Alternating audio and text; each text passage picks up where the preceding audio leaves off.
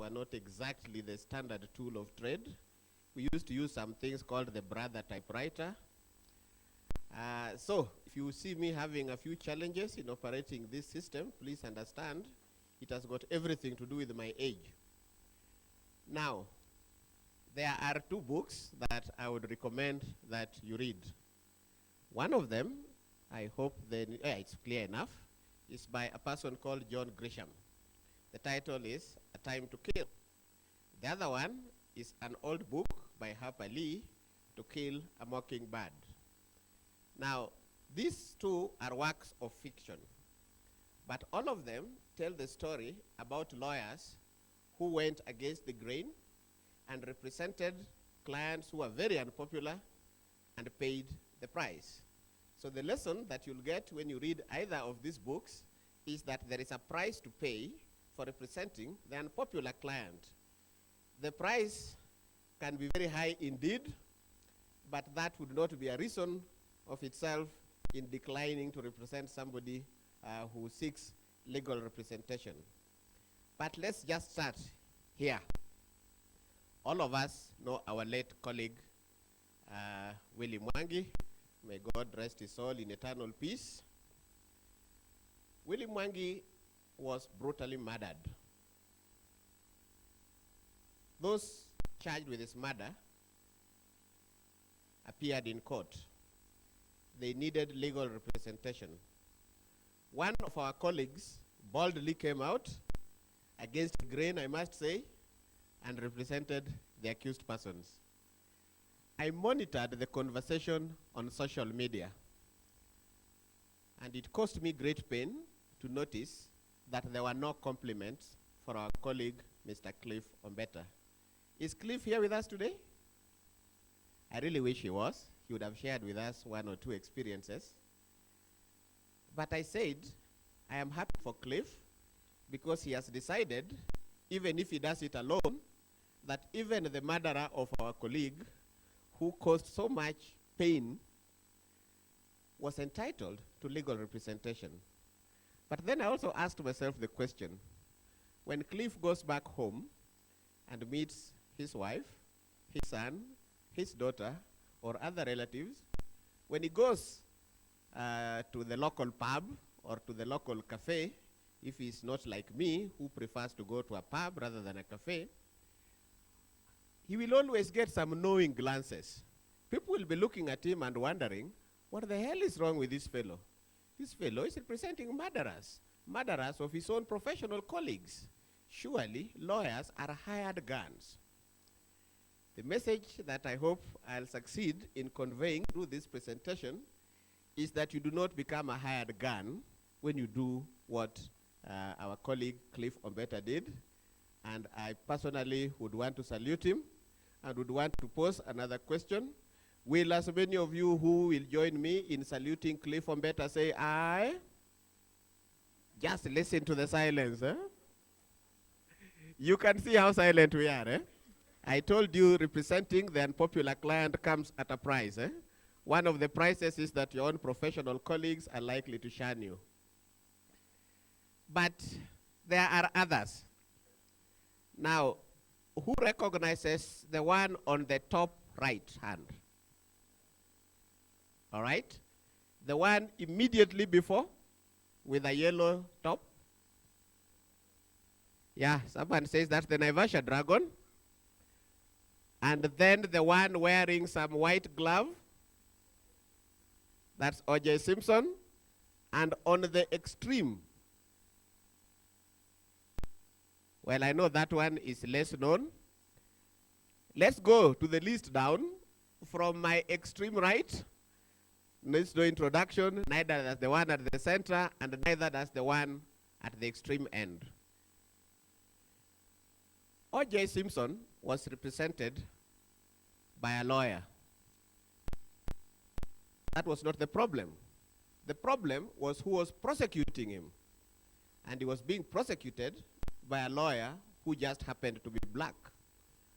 And when the case was going on, the backlash against the lawyer or the prosecutor hit the stratosphere. People were saying, he is our very own, and now tunamalizana wenyewe kwa wenyewe. that was the talk when the trial was going on. The prosecutor was given a chance by the Justice Department to decline to take up the case in view of the backlash. And he said, just like Cliff Ombeta said, that I'll do my job even if I do it alone, and I would not care less what my own people think about it. Now, both the someone of Naivasha, I cannot use that word, I'm sure you'll understand why, and also Onyancha committed some crimes, or rather were accused of committing some crimes that shocked the conscience of the nation. I would like to know, especially from among the ladies who are in here, will as many of you who would willingly represent the Naivasha man and Onyancha say aye? Doesn't the silence speak louder than words? I don't want to ask the gentlemen, because there's a risk that they may just say aye, especially if the price is good. Eh? Yeah, but sometimes there are other brands who don't commit crimes that shock the conscience of the nation. In 1982, Raila Amolo Odinga was charged with treason. He needed a lawyer. And the mainstream lawyers of that time chose to keep a very safe distance from him. Senator Moses Wetangula was one of the few, I think, who said, yes, I will do it. He did it, and of course he paid the price. Eh? When Nelson Mandela was charged with treason, he also needed a lawyer. He was represented not by a black lawyer, but by a white lawyer. Of course, we know the backlash that the white lawyer experienced, but again, just like the other heroes who have gone before him, he also said, I will act for Mandela even if I do it alone. So excuse me, I had some bad cold, and it is, I think the signs are still there. But we also remember Jomo Kenyatta in the 1950s. Jomo Kenyatta was charged with high treason. He needed a lawyer. An Indian, I think Kapila, isn't it, agreed to represent him. At that time, everybody was wondering, why would an Indian in his right mind represent this black terrorist? Now, the interesting thing about representing some of these fairly unpopular clients is this. Sometimes you pay a very high price, but other times the rip-off is also very good. Those who represented Mandela have gone down well in the annals of history, those who represented Raila and those who represented Kenyatta. So it is not always that when you represent the unpopular client that you pay the price. Sometimes, actually, you succeed infinitely. So if you are worried about the backlash, also think about the other side of the coin. Now, sometime in the December 2015, a medical doctor, then aged 23 or thereabouts, took a bus ride with her boyfriend in Delhi. They were going to watch a movie. When they got into the bus, they had absolutely no idea who the other people who looked like passengers were. But as soon as they got into the bus, their worst nightmare began to unfold. The story is long, but the bottom line is that the 15 men who were inside that bus gang raped the medical doctor, then 23 years old. They didn't just gang rape her, they did some of the most extraordinary things a human being can do to a fellow human being. And in the end, one of them, I don't know how they did it, but inserted a metal rod into her body. And you see, the metal rod had a hook at the end and pulled out the intestines. And then, as she was gasping for breath, one of them on the bus said, oh, throw her out. I think she's dead by now. Her boyfriend was there watching all this unfold. A little while later, the murderers were arrested and charged, and they needed legal representation.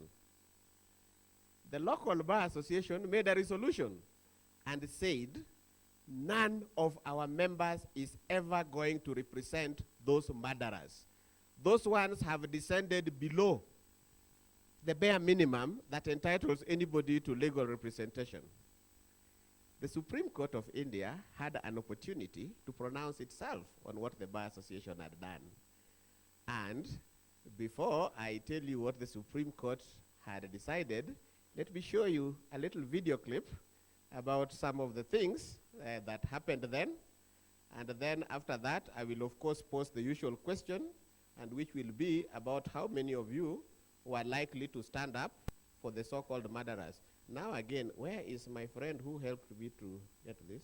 I'm trying to quit this. I think you right-click, isn't it? No, I think it's possible to play it from here. So let me try. We had a bit of a challenge with sound when we were playing directly from the slide. If it happens, then I'll call the IT people to help. So just hold on for a while.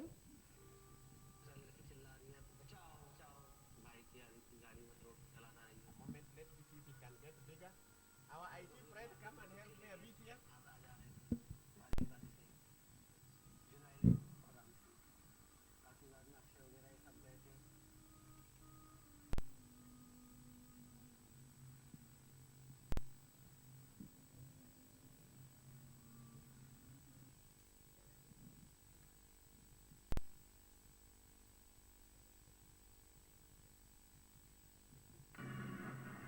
According to the latest government figures, a woman is raped in India every 20 minutes. चिल्ला रही है बचाओ बचाओ भाई की आ रही थी गाड़ी मत रोक चलाता रहिए भाई को फिर मारपीट के पीछे लेके आ जा रहे थे बारी बारी से जुनैल और राम सिंह बाकी बाद में अक्षय वगैरह ये सब गए थे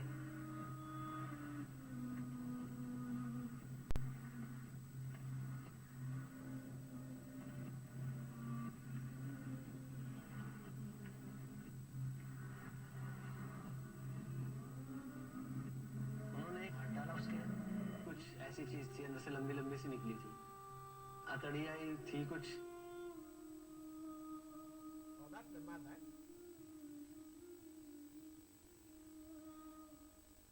उन्होंने बोला मर गई इसे फेंको जल्दी नीचे दिए पहले तो उन्होंने पीछे से कोशिश करी पीछे का दरवाजा नहीं खुला उसे आगे उठा कर लाए उन्हें नीचे फेंका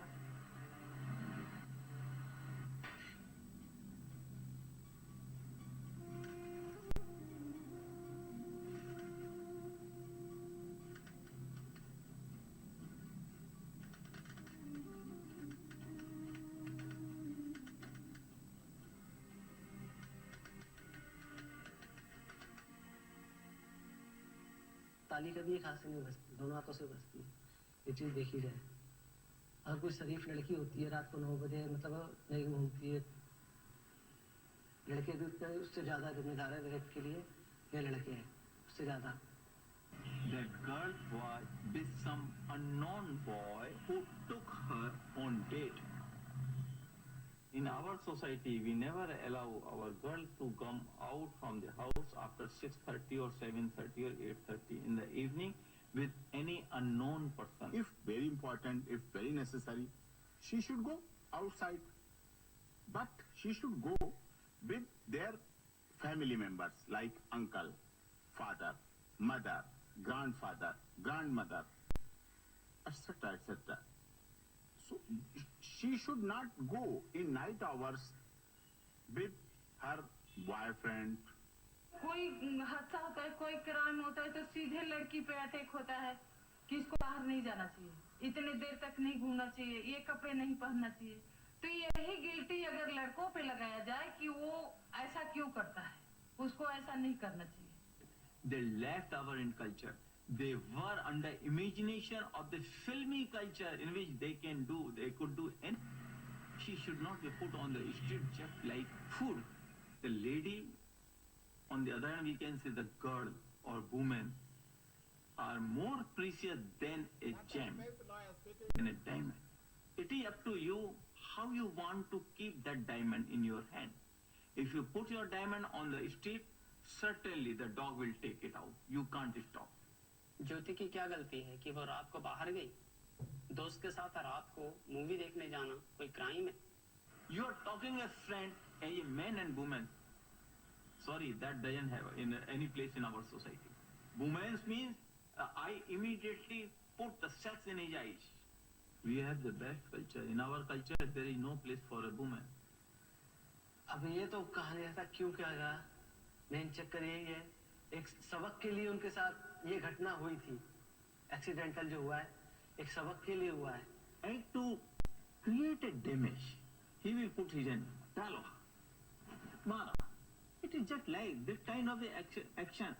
Beat him, putting his hand forcefully inside. Main mental setup is that it is our right and we are just in an enjoyment mode. And everybody has a right to enjoyment. Big people, somebody who has money do it by payment. We have the courage, so we do it by our courage. That's what they feel. मेरे भाई ने किया है, उसने पहले किया है सब, लेकिन उस वक्त उसका ऐसा कोई विचार नहीं था कि मैं उसे रेप करूं, लड़ाई झगड़ा करूं. खाली उसे समझाने का उससे हक है.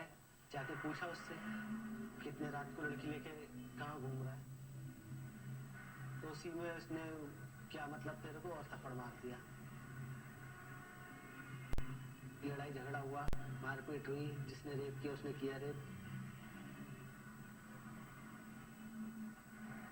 मतलब है इनके साथ गलत काम कर देंगे, कपड़े उपड़े उतार देंगे, तो ये किसी को शर्म के मारे पटाएंगे नहीं. कहता ऐसा हुआ, इन्हें एक अकल मिलेगी. Before this event, there was still a very, very strong culture of shame around rape. That to be raped was deeply shaming. That to be raped was worse than to be dead, in fact. And so you would get politicians saying the most extraordinary things about rape victims. That it was better that a rape victim had died, because had she lived, she would just be a walking corpse. मतलब है जब उसका rape हो रहा हो, उसे लड़ाई झगड़ा नहीं करना चाहिए, चुपचाप मतलब उसका रेप हो रहा है, अगर वो हाथ पैर नहीं चलाती तो गलत काम करके उसे रेप करके उतार देते, जाके उसे मारते, लड़के को ही मारते हो. There are people in jail who have done 200 rapes and been only punished for about 12. They say they have only remember 200, they might be doing more. That's a state of affairs, and they say that it has been happening, and that's a man right. They don't think other person is a human being. The negative cultural values about the women is also very, very important in this type of acts. If you come from a... Defense lawyer A.P. Singh has reacted to the sentencing in a way that has exposed the mentality that is perhaps the biggest hurdle in the fight for giving women the respect they deserve.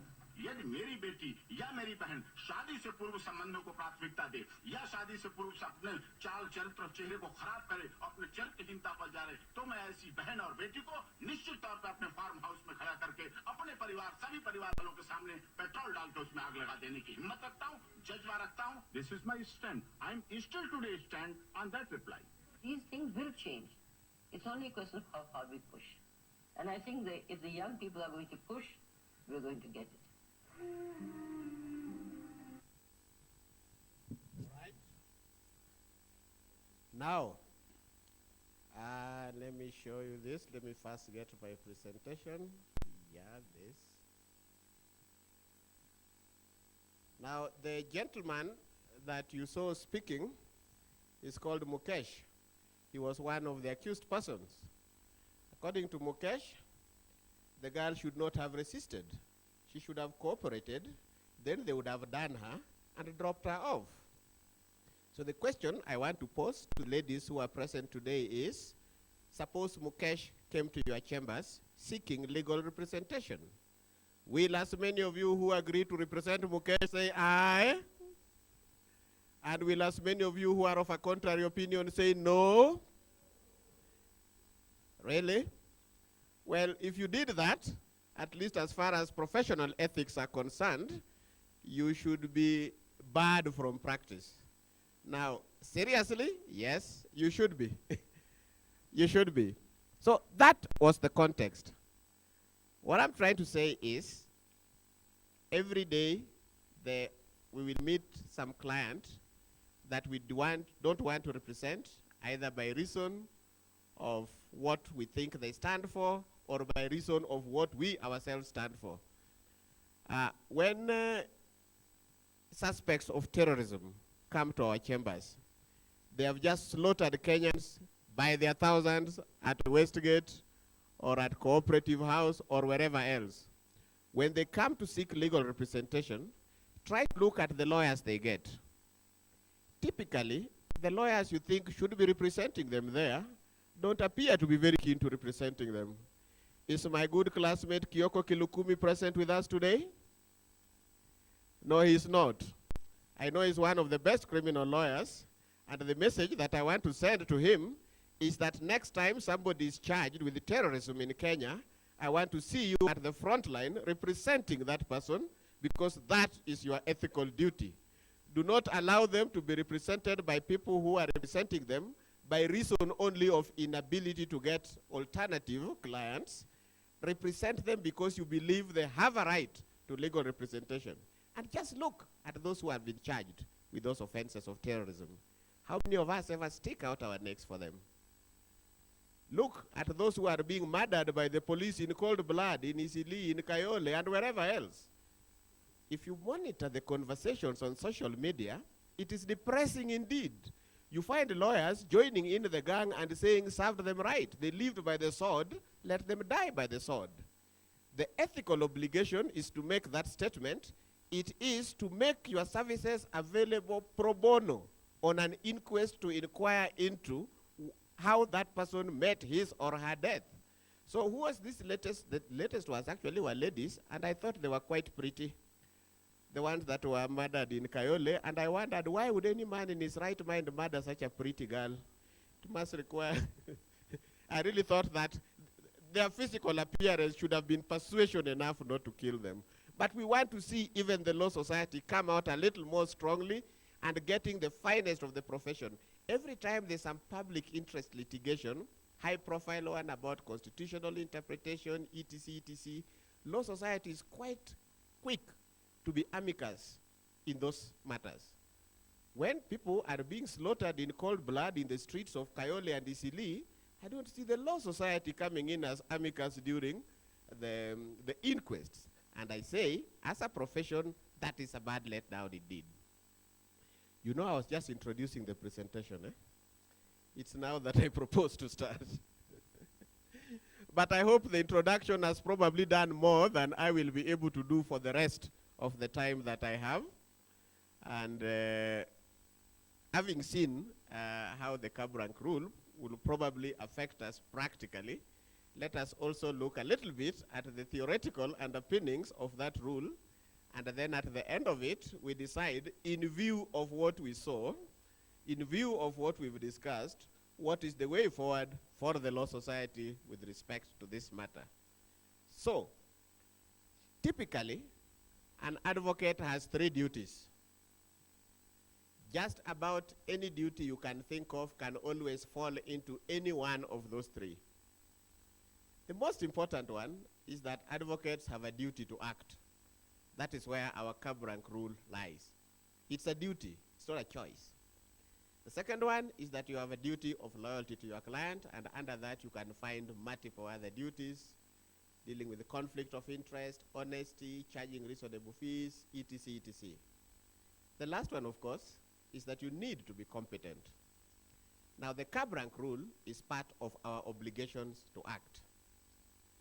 What we will try to see is how our willingness to act in a situation like the one that I have just given could probably create problems for your ability also to ensure that you do not breach the other 2 duties.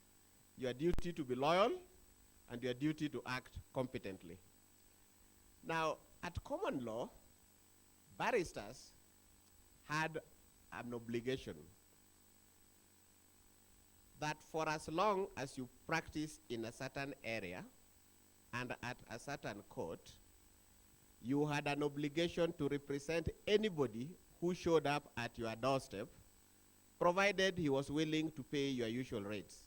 Now, the usual rates basically apply to solicitors. Barristers were not even allowed to charge fees, so they wouldn't even benefit from that last requirement.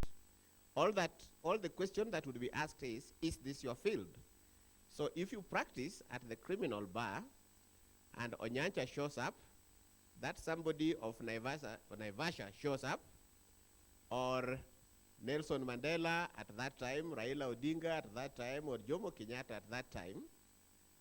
And as long as it is in one of the courts that you ordinarily practice, there was a mandatory obligation to act.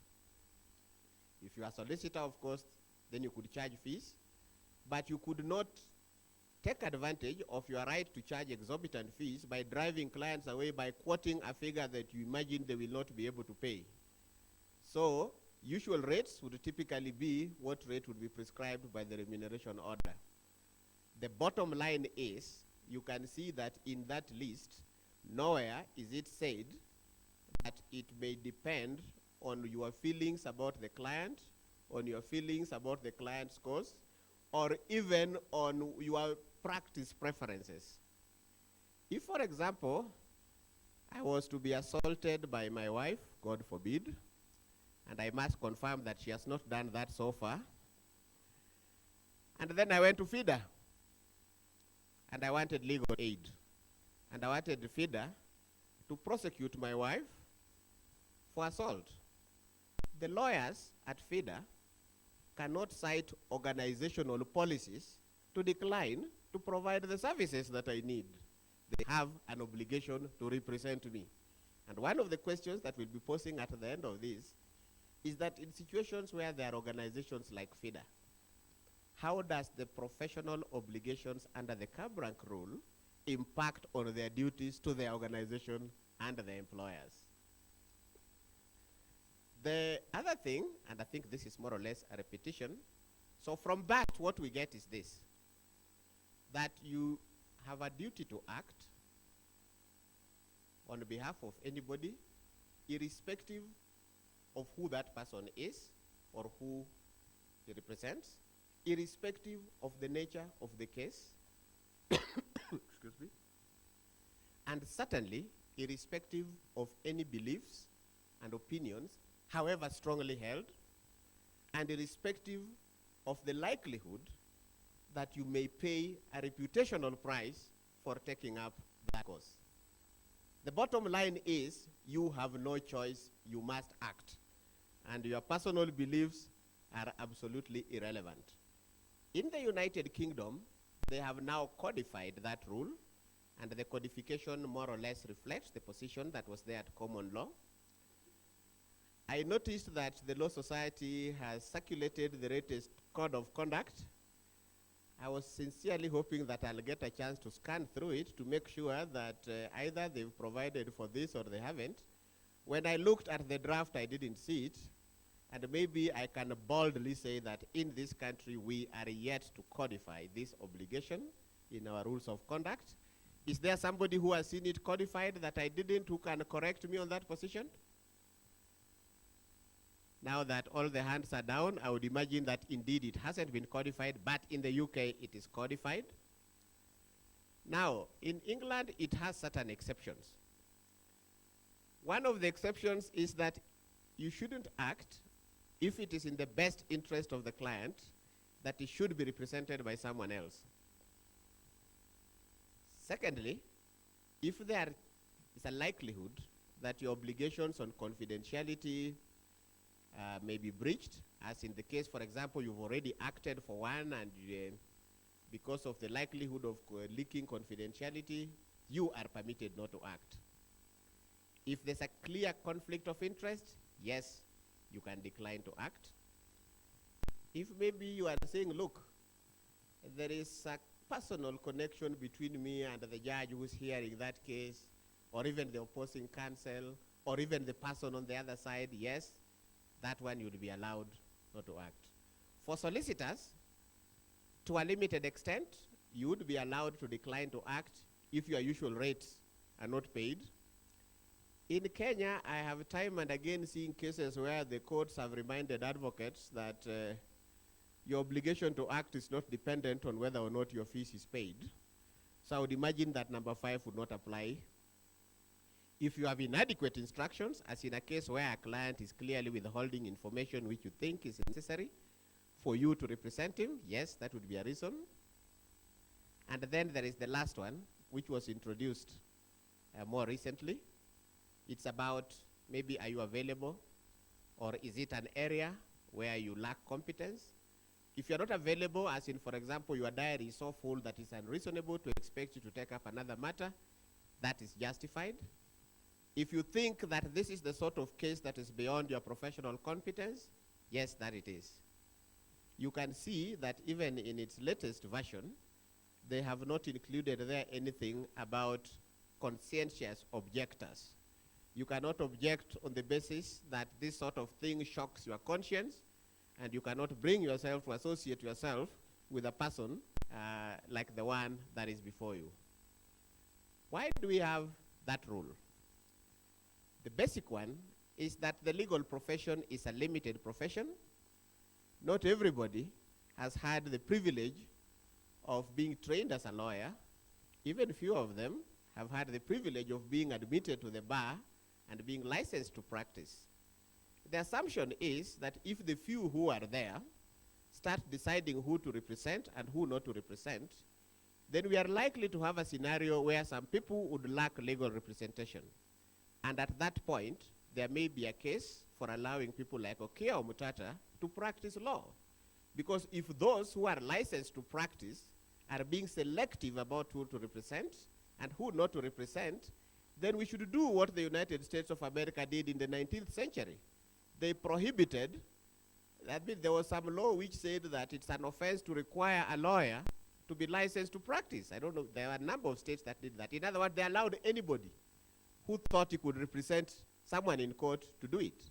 So if as lawyers, we want to be selective about who to represent and who not to represent, then we'd lose our right to monopolize the practice of law.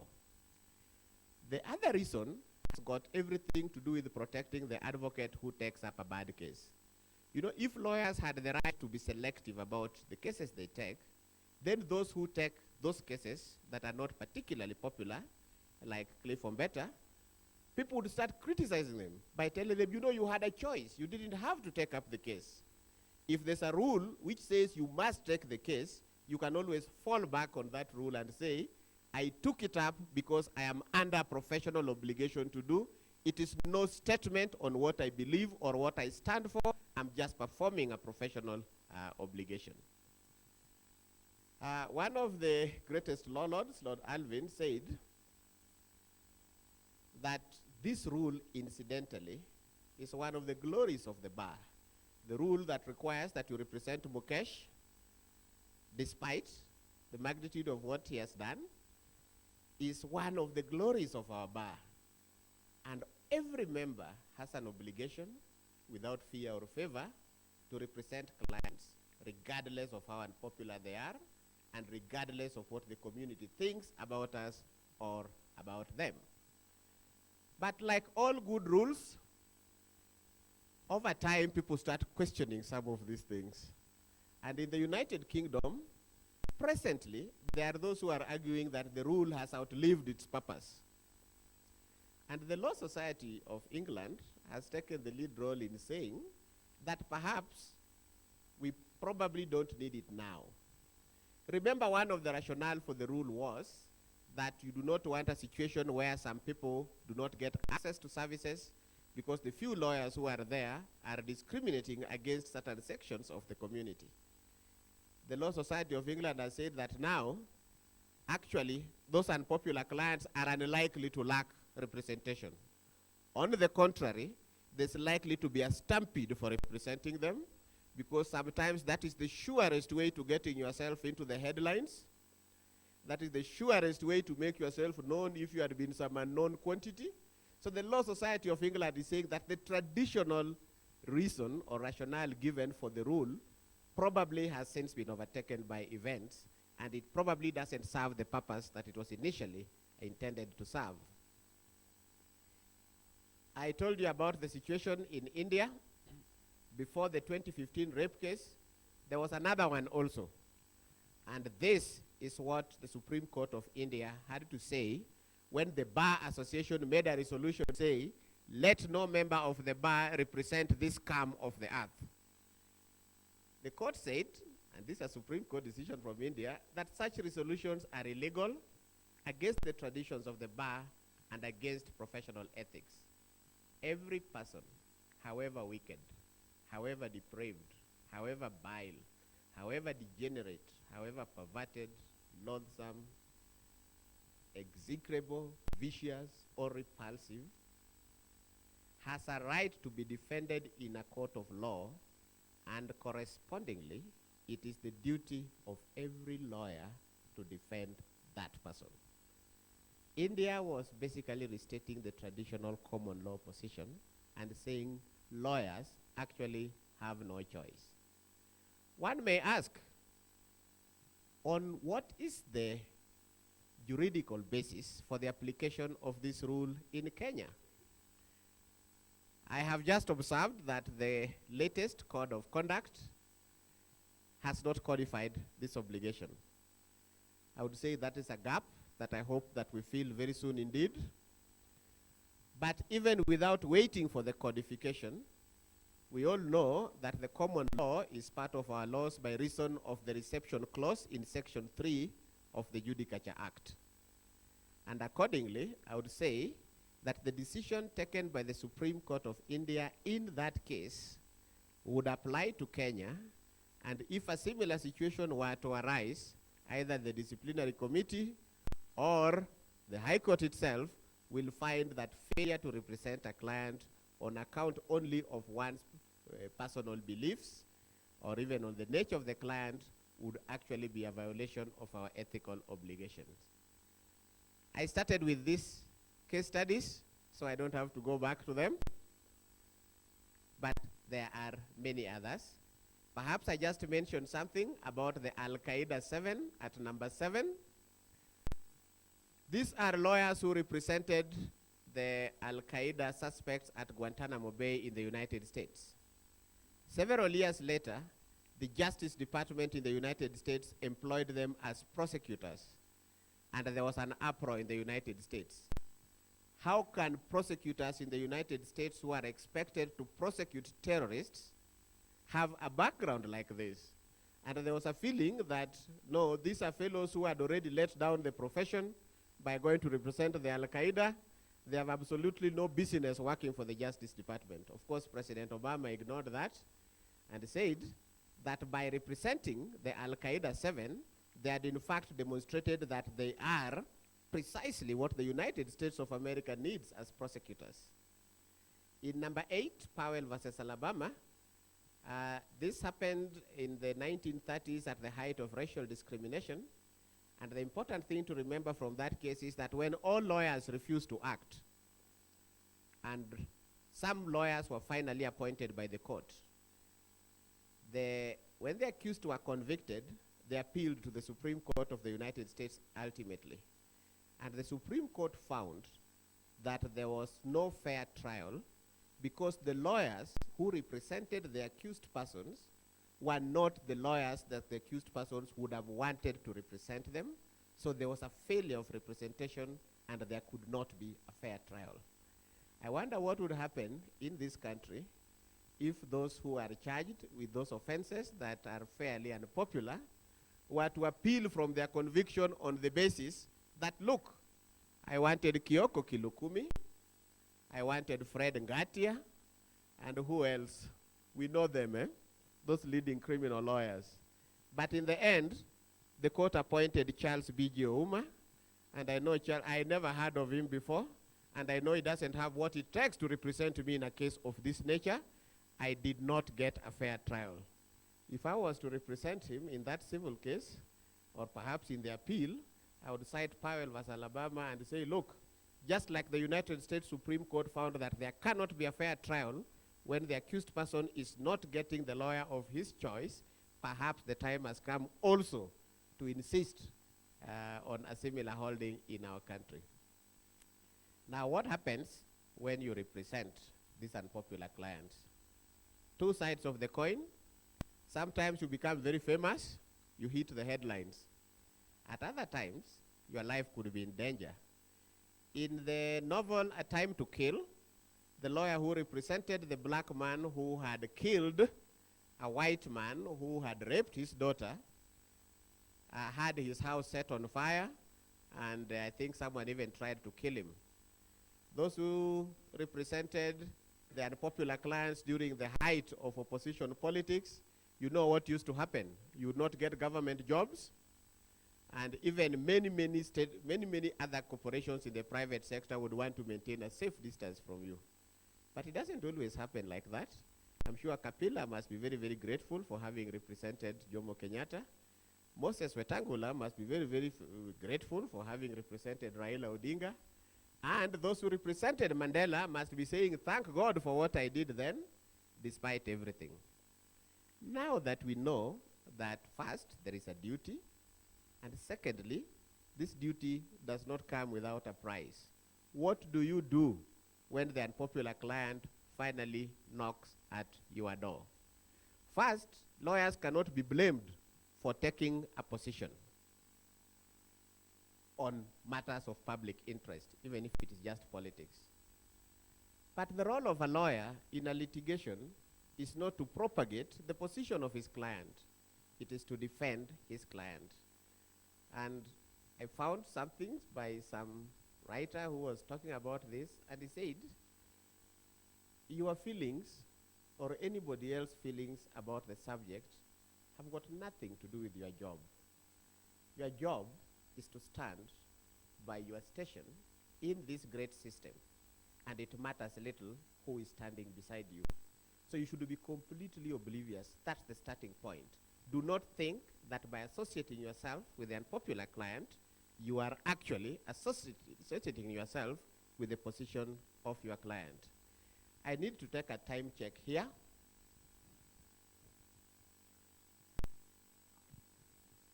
I'm not doing too badly. Now we remember O.J. Simpson. O.J. Simpson was charged with the murder of his wife, and he got an interesting lawyer. The evidence appeared to be overwhelming, and the lawyers had to adopt the best litigation strategy.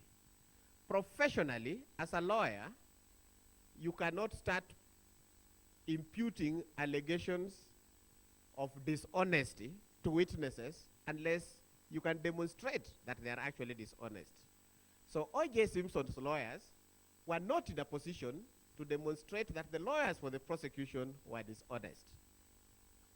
What they did, they picked on a fundamental weakness in the prosecution case, the famous glove that didn't fit. So when they were doing their submissions, the lawyers didn't have to cast aspersions on the character of the prosecution witnesses. They didn't have to come up with arguments which didn't make sense. They said, look, whatever has been said we've had, but there's just one problem. The prosecution brought as one of their exhibits a glove which is supposed to have been worn by the murderer. Let our client try that glove, and let's see if it will fit. For some reason, the glove just couldn't fit on O.J. Simpson's hand. And the lawyer's submission was limited to one line. Your Honor, if the glove doesn't fit, you must acquit. And as you can recall, O.J. Simpson was acquitted. Now, the way in which the murder was committed shocked the conscience even of the blacks who were there. But the lawyers now had to design a strategy. When I represent this unpopular client, am I supposed to go and propagate the cause of the client in court? And the answer is no. That's not your job as a lawyer. Your job is to look for the weaknesses in the prosecution case and exploit them to the maximum. If the glove doesn't fit, tell the court you must acquit. That is not the same thing as endorsing what your client is said to have done. All you are saying is there is a gap in the prosecution case, and our legal system demands that when gaps like that are there, they create some doubt, and the benefit of that doubt must always go to the accused person. Suppose you refuse to act. I have found this a convenient opportunity to find some clients. So when you refuse to act, I'll put up a notice on Facebook, perhaps after this session, and I will invite anybody who has had challenges getting lawyers to represent him because they didn't like them to come to me so that I can prosecute them before the disciplinary committee, And I think we'll get a test case. But even long before we get there, on the strength of that decision of the Supreme Court in India, I would imagine that declining to act is the sort of conduct that can fit perfectly within the meaning of Section 60 of the Advocates Act as conduct which is dishonorable and incompatible with the status of an advocate and is therefore professional misconduct. When Collins was presenting in the morning, he was saying that it is the disciplinary committee that grades the conduct. Indeed, they do. But anytime they hear a case, it is because they've already decided there's professional misconduct. So any case that has ever been determined by the disciplinary committee is professional misconduct, because otherwise they wouldn't have jurisdiction. They would have to take it back to the Complaints Commission to look for some other way of dealing with it. I would suspect that non-compliance with the cab rank rule should be professional misconduct. Having said that, we need to remember that as lawyers, just like that other fellow said, we are not exactly hired guns. At some stage we used to be.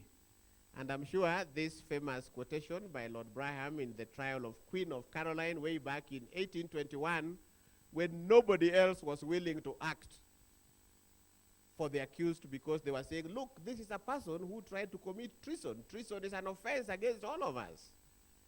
Well, Lord Braham responded by saying that an advocate in his duty knows no one but his client, and that in performing that duty, he should not care less about which alarm, which torment, and which distraction he may bring upon others.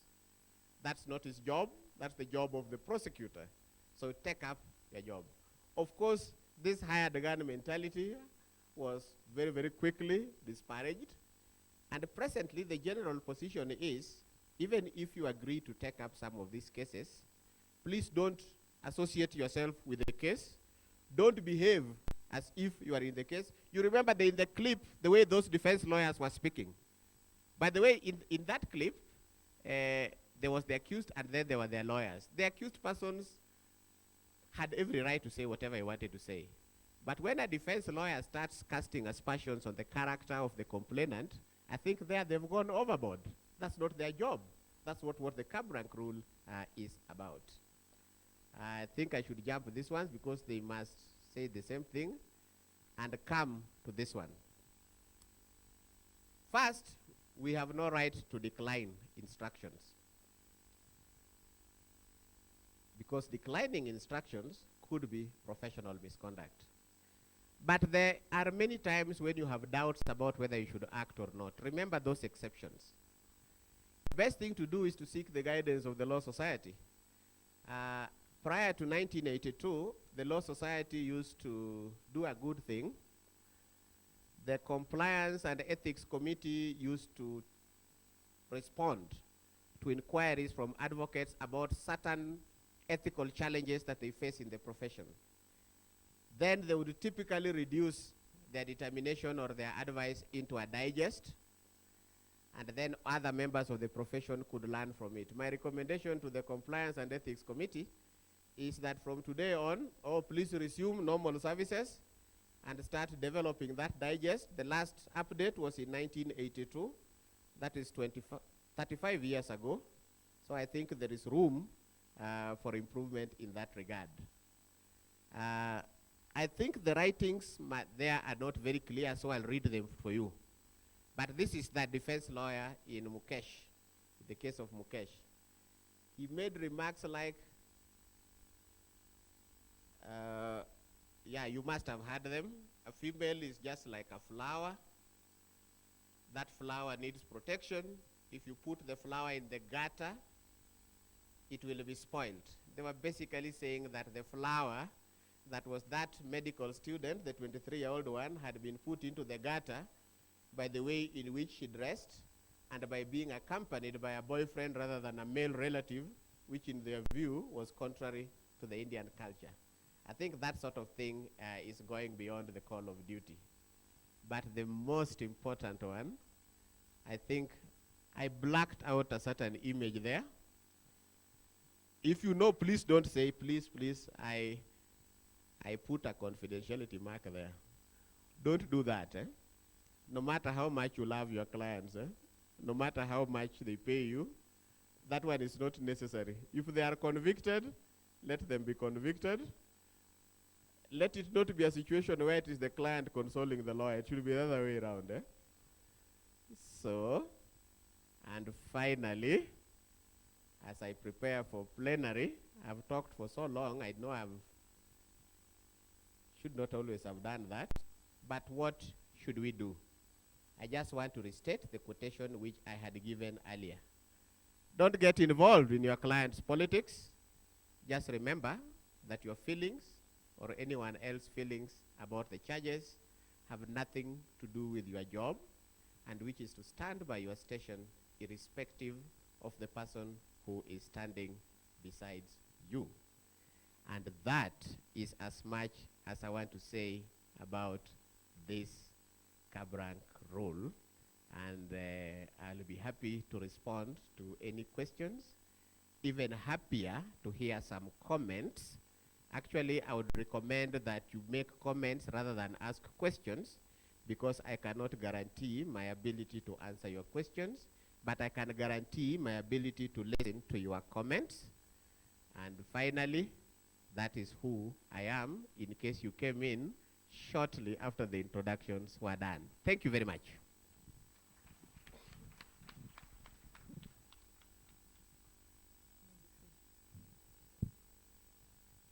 Thank you, Mr. Ouma. We all agree with me that that presentation has been very cheerful and motivating. I believe we are now persuaded that we should be ready to represent that unpopular client. We now move to the plenary session, and I invite you once again for questions or comments on what Mr. Ouma has said. Just raise your hand, and before you pose your question or comment, please I remind you to give us your full names. Thank you.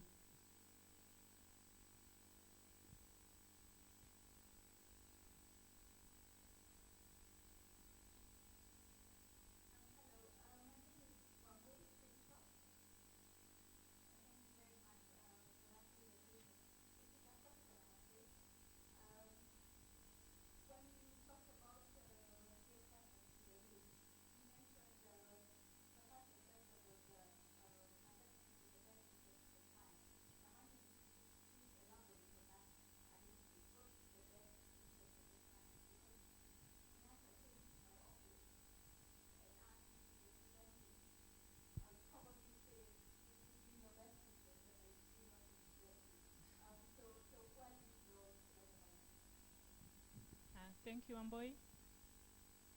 Another question to our right.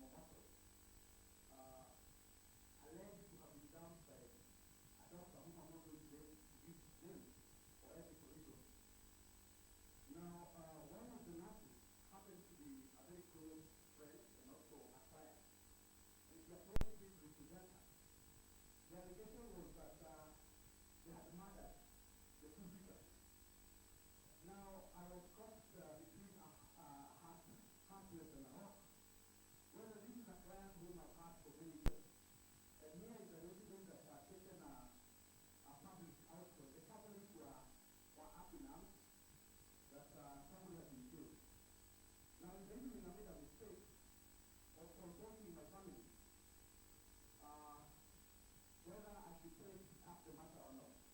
Of course, the answer because I come from a very religious family. They wail and say, God forbid.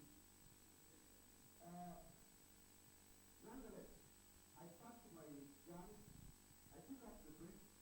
Fortunately, as you all know, after the exhibition notice, these trials were acquitted. But now I have to go back again and now defend myself from the family level. Of course, I will be carrying the paperback from Nakumat and they will receive the paperback. But with a lot of suspicion. So, Professor Omar, where do we go in such a religious affair? Do we take what the families dictate or we go by what? Because I don't take us to the EC. Guidance. Yes. The lady there.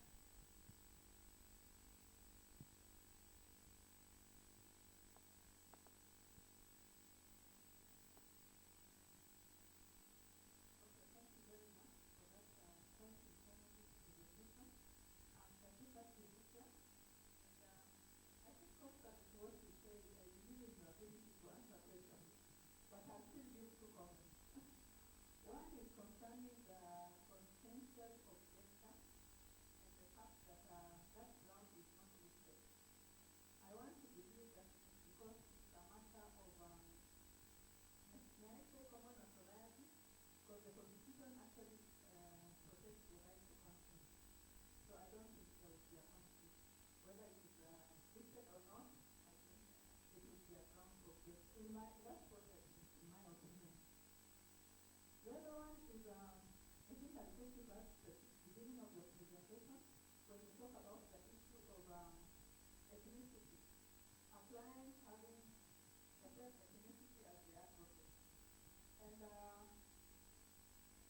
I don't know how to put it, but I think probably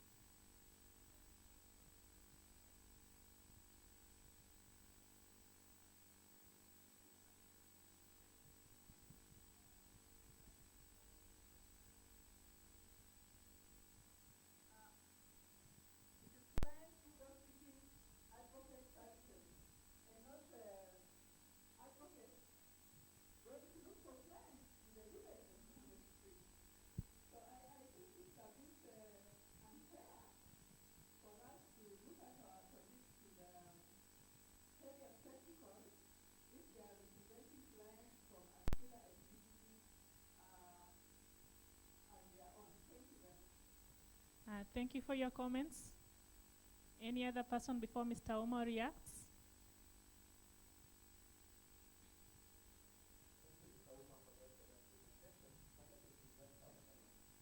And in your last remarks, you cited something from the start section of England where they say that perhaps this Cameron rule may not be relevant in the UK.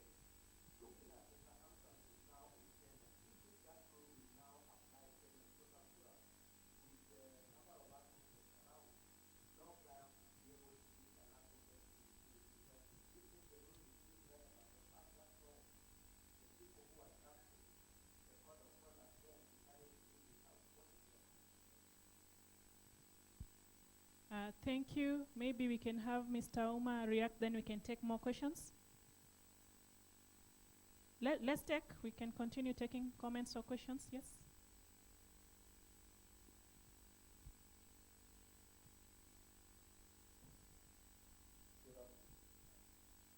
My name is Benson Olina.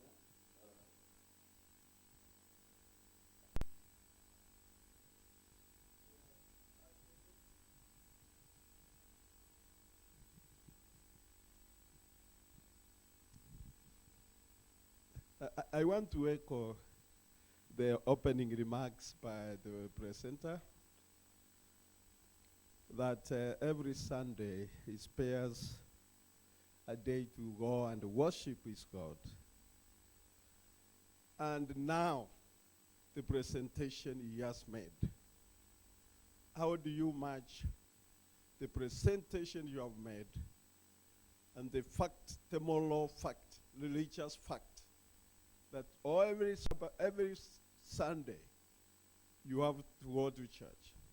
You have a client, we have had this, a client, comes to you and tells you everything, how he did it, up through criminal. And then on Sunday you are in church, as you say. How do you compare the two and your presentation? Do advocates cease to be moral religious beings because of their professional stand? Thank you, Mr. Arena. Mr. Uma says we can take all the questions, then he'll react to them at the same time. Any more questions?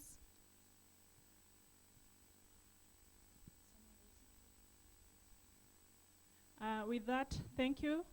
I now invite Mr. Oma to give us his reaction. Okay, thank you. The question that I loved the most is the one that comes from Jason. And it's about how I can reconcile my deeply religious beliefs with my other proposition that any client who comes to me will find an advocate ready, able, and willing to act. It would have been difficult for me had Jesus Christ not gone before me and stood for all the sinners of the world and guaranteed them a place in heaven, provided they are willing to accept that hii ndio nilifanya. So if Jesus can do it, I don't see any reason why I shouldn't do it. And perhaps that is it. But on a more sober note, something less religious, the position I take is that taking up a case is not an endorsement of either your client or the position that your client has taken. It is not easy, by the way, and perhaps I should now combine this with what Shatika said about the conscientious objector. Actually, many times there has been an argument that if you feel so strongly about a case, then it is perhaps professionally unwise not to get involved in that case because your personal feelings may conflict with your duty to represent your client. You recall in the first slide, I said that advocates typically have 3 duties. There's a duty to act, a duty of loyalty, and a duty of competence. So if you pay attention to rule number 1, which is the duty to act, you perhaps still have to worry about rule number 2, and especially that little part about conflict of interest. Now, conflict of interest can arise either because your personal feelings or your personal position may conflict with the cause of your client. Yes, it can. The only problem is that if we were to allow that to happen, the danger is then advocates will find a very, very easy way to get out of the obligation number 1. I would imagine that these are the sort of things which perhaps maybe the Law Society Ethics and Compliance Committee will have to be called upon. Please help me here. I am in this position. Do I still have an obligation to act? So if you write to them and seek directions, they'll probably develop a digest and says, in your circumstances, either you are entitled to act or you are entitled to decline. But I would say it is typically considered a very weak argument indeed, because the overwhelming preponderance of authority appears to be that your obligation to act has got nothing to do with your feelings. So you can't set up that, but it's the closest that you can come to. Now that's related to what Shatika's comment about the constitutional provision on freedom of conscience is.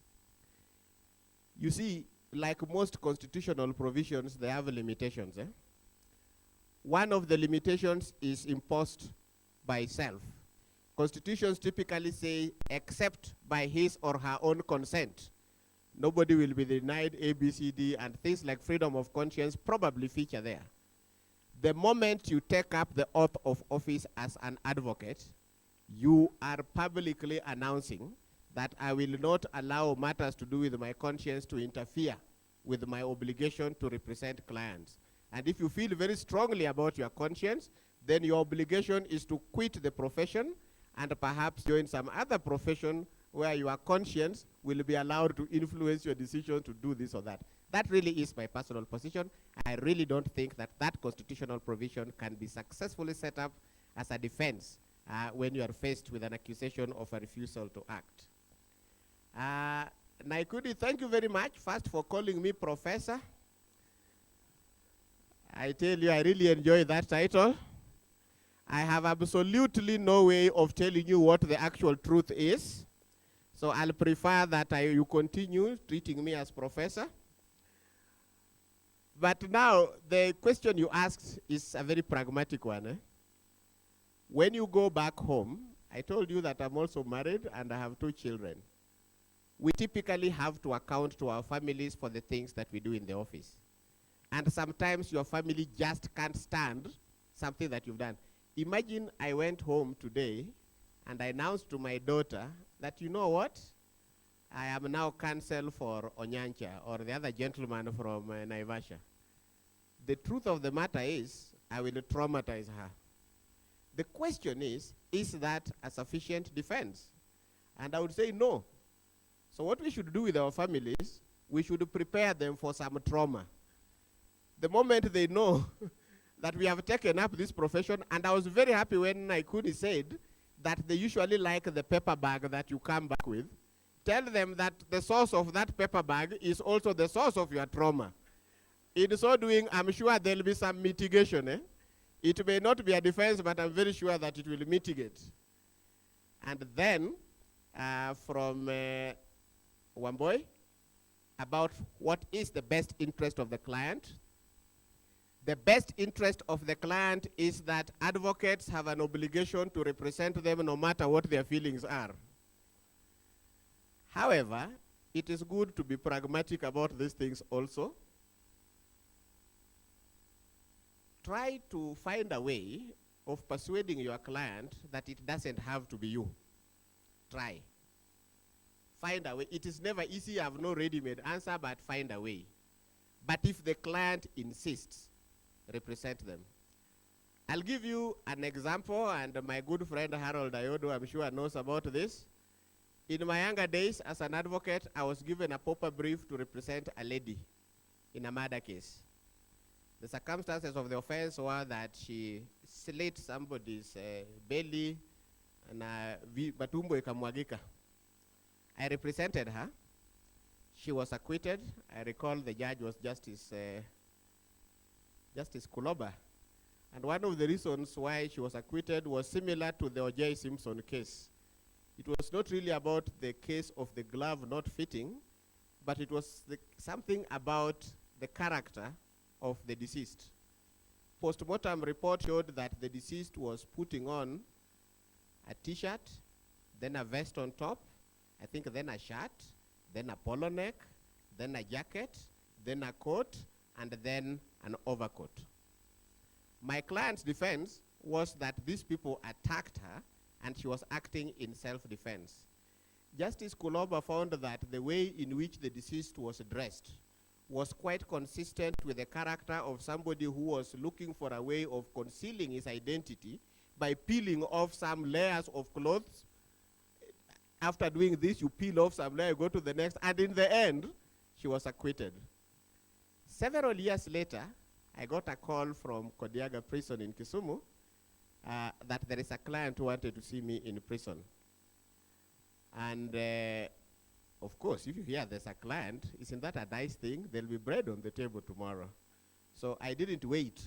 I took off to the prison, and when I got to the prison, I didn't even remember to ask what's the client's name. I just saw business, so nilikimbia huko mbio sana. When I was there, the client that I'd represented earlier, I saw her come, and then I wondered what could have happened. Maybe some of these things like being charged with loitering for immoral purposes, you know. And I said, well, no problem. Then she told me, niko na kesi ingine. And I asked her, hii kesi ni gani? Nimeoa tena. And then I asked, have you been given a charge sheet? And yes, there was a charge sheet, she had it. When I looked at it, there were 4 counts of murder, all of which happened more or less at the same time. And I asked her what happened, and she told me I was acting in self-defense. Then I tried to do what I've just told Wamboy. I tried to find a convenient way of saying, I am not the best person to do the job. But she didn't let me. She said, Mimi, usiponi represent, basi nitaenda kujitetea na nitaambia mahakama. Because nimeambiwa, nikiambia mahakama, watakuambia, come and represent me. So I had to represent her. And luckily for me, as is usually the case, even in the clearest of cases, there is never a shortage of gloves that don't fit.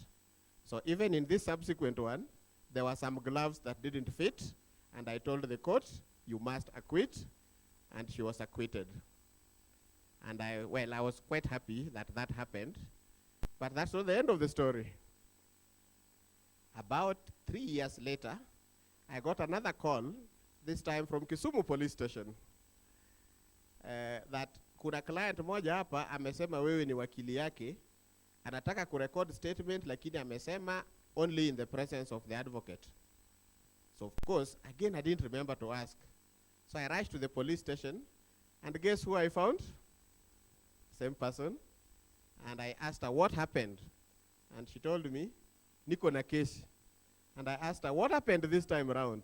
Na akasema sasa ni robbery. And well, that was tough, I tell you.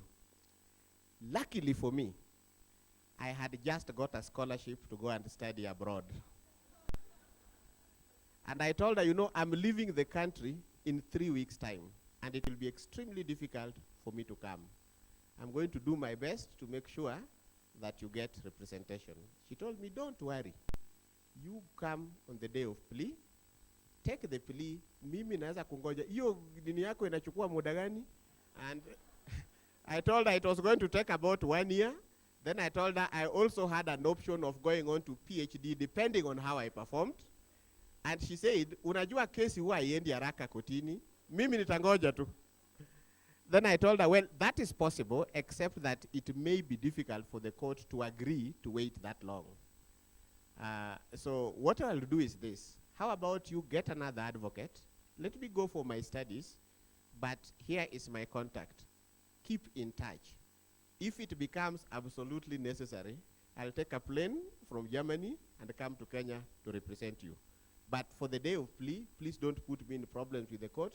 I'm having enough difficulty getting advocates to take over my other briefs, and I sincerely think that if I take up this, I'll find myself in problems. So because I promised her that I was only a plane ride away, she said, that's fine. Sasa nipatie wakili mwingine. And of course, I looked for a wakili mwingine who represented her. I later on came to learn that she was acquitted because the other wakili was also a very good wakili. And as usual, the prosecution was, as usual, not as good as it was. Nowadays, prosecutions are fairly good. The quality has increased somewhat. But then, you see, we are always pitted against prosecutors who probably were not the best in those things. So the long and short of it is this. It is not an easy thing. Eh? You know, for me, I found a way out. I was going abroad. If it wasn't the case, I would have had to take it up. Now, this is the last bit of the story. I shared the story with my wife. You know, she was there when I represented the lady for the first time, and she was a little uncomfortable with the idea of me taking up that case. You know, I carried the file home, and there are these post-mortem reports with the photographs and from scenes of they were really horrendous. So when I told her that I represented that lady the second time around, she said, surely something must be wrong with you. So I agree with Naikundi that families can really make life difficult. But my personal position, and I say this with all sincerity I can master, is that I will never turn down a client merely on the basis that my personal feelings about what the client has done or the cause the client stands for is inconsistent with that cause. I will represent anybody who comes. Part of the reason is that I don't have many clients anyway, and I could do with some business, but the other part is professional, that I actually consider it my professional obligation to act. I am not sure that I have answered all the questions. Oh no, Sylvester, relevance. Now, you see, there's something nice about Section 3 of the Judicature Act. It says that when it comes to common law, there's always a qualification. At the beginning, it says, so far as the circumstances of Kenya and its inhabitants permit, then it says the common law, the doctrines of equity, and statutes of general application in force in England on the 12th of August 1897. Now that little part about so far as the circumstances of the inhabitants of Kenya permit, you can perhaps start thinking about that in terms of the relevance of the cab rank rule. However, our situation is nothing close to the situation that is obtaining in England. Incidentally, they have not done away with it. They're only proposing that perhaps it is no longer necessary. Their situation is that there are enough lawyers, and the state of the economic circumstances of the people in England are such that the average Englishman can afford a lawyer, and they have a fairly decent public defense system, legal aid system. So there's no likelihood that anybody will be deprived of legal representation. I don't think that the situation obtains today. Even as we speak now, there is no shortage of clients who are in prison, or accused persons who are in prison, who need legal representation but cannot get it, either because they can't afford or they simply don't know where to get it from. So I would imagine that for our situation, this rule is still very relevant. We still need it, and we should uphold it. The only thing is that perhaps we can add an exception through codification. Maybe that exception about the conscientious objector, as determined perhaps by a court or the law society, might help. So that is the part I think we can go. Can I say thank you very much, especially because I've seen Mr. Weda around, and I have absolutely no intentions of eating into his time any further than I already have. Thank you very much.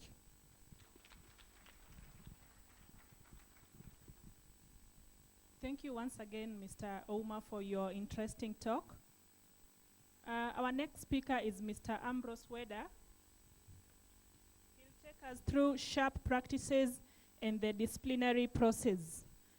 Mr. Weda is an advocate of the High Court of Kenya, having been admitted in the year 1995.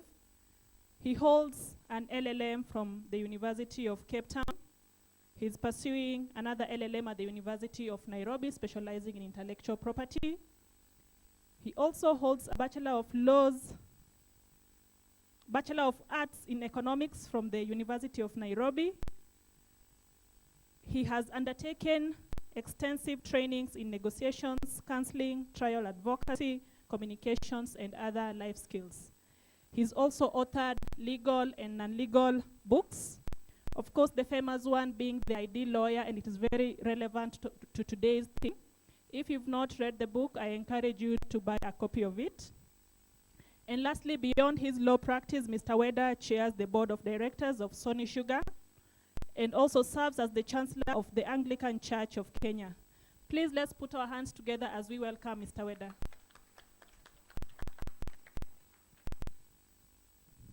Yes, thank you so much. Good afternoon, ladies and gentlemen. I studied economics because I was preparing that one day I'll be the President of the Republic of Kenya, and I needed some economics knowledge. So as you pray on a daily basis, please play for me. Is that in order? I'm wondering why we chose just to sit at the back. When the front seats are available, the ladies, the first thing you do is to get the front seat. Gives you a chance to swing around, walk around, and hello. For me, I would never sit at the back seat. Even when I was in school, I would sit in front.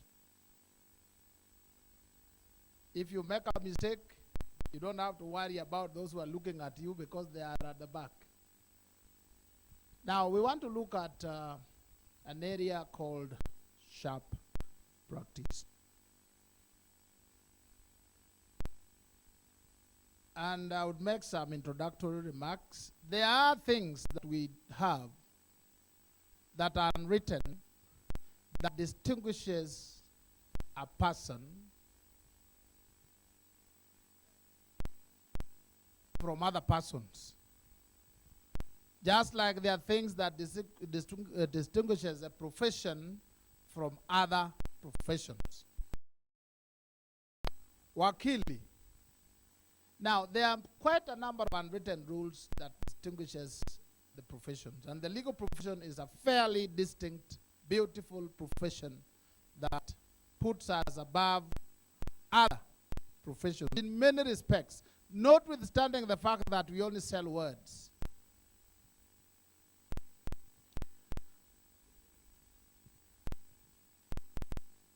The legal profession gives us opportunity to serve in the distinguished manner in which my learned senior and brother kept on releasing a murderer who kept on murdering people and getting a brilliant lawyer and coming out to murder others. And they had the capacity to insist. The moment a client insists that you have to represent him or her, you are no longer in control, and therefore you cease being a professional.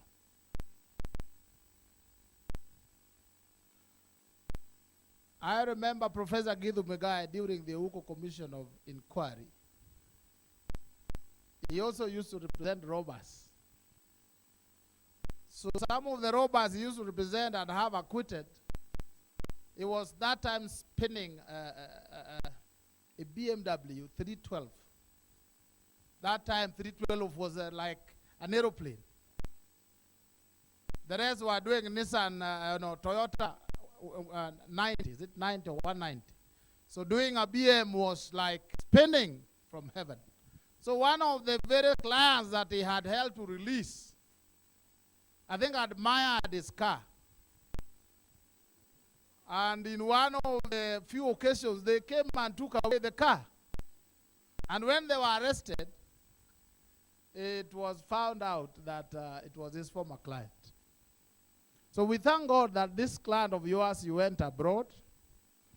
So when you came back, he didn't have opportunity to do the thing he knew best. So let's go quickly to sharp practice.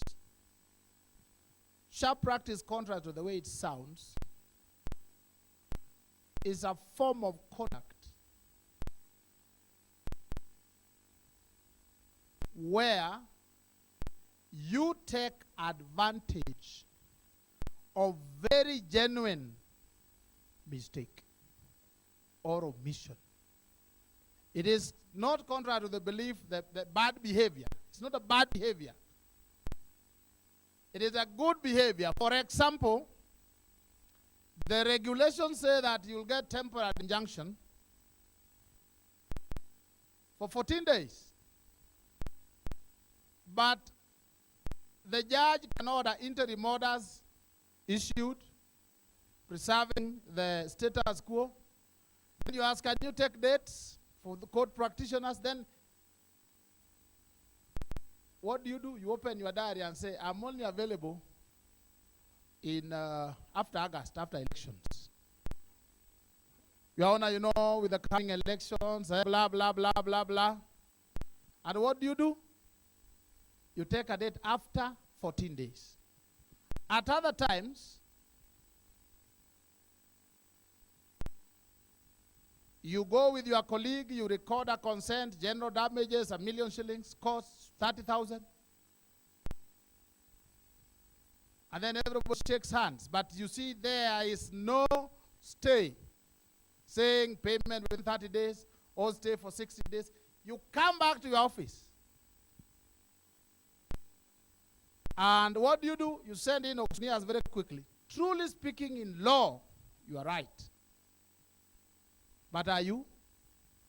There is a small slip that we take advantage of. So that is generally what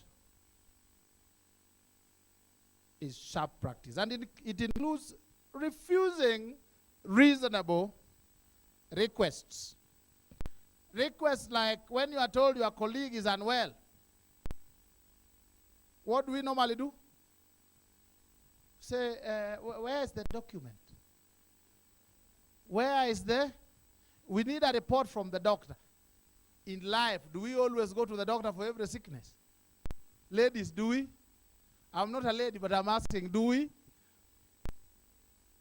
I have seen where in the morning, my sister will tell you, I see in the morning where 1 minute, Madam is fine and you are laughing and cheering each other. Another 3 minutes,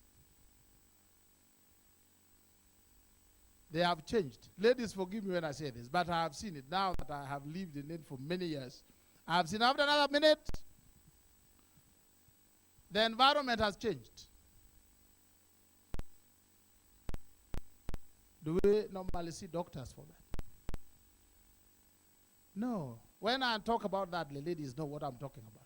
We don't change as much as they do. So when you say, where's the doctor's report? Or when you fear,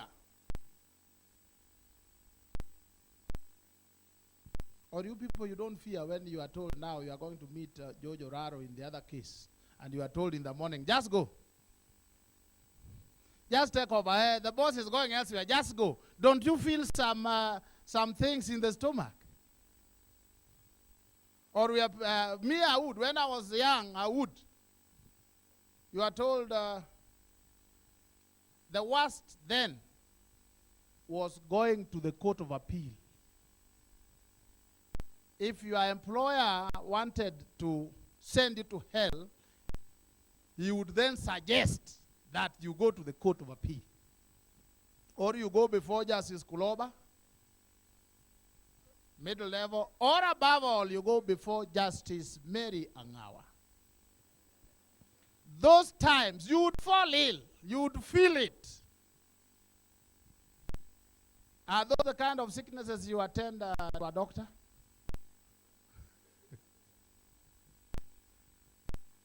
So, including refusing to agree to reasonable requests which neither prejudice the client nor the interests of justice. Are we clear on sharp practice? Are we also clear that we often do it? Character of sharp practice, it includes, number one, existing litigation or dispute. There must be two parties. Number two, it is your conduct or action. Proceed. We knew he would be late. He always started late, 20 minutes, 15 minutes late.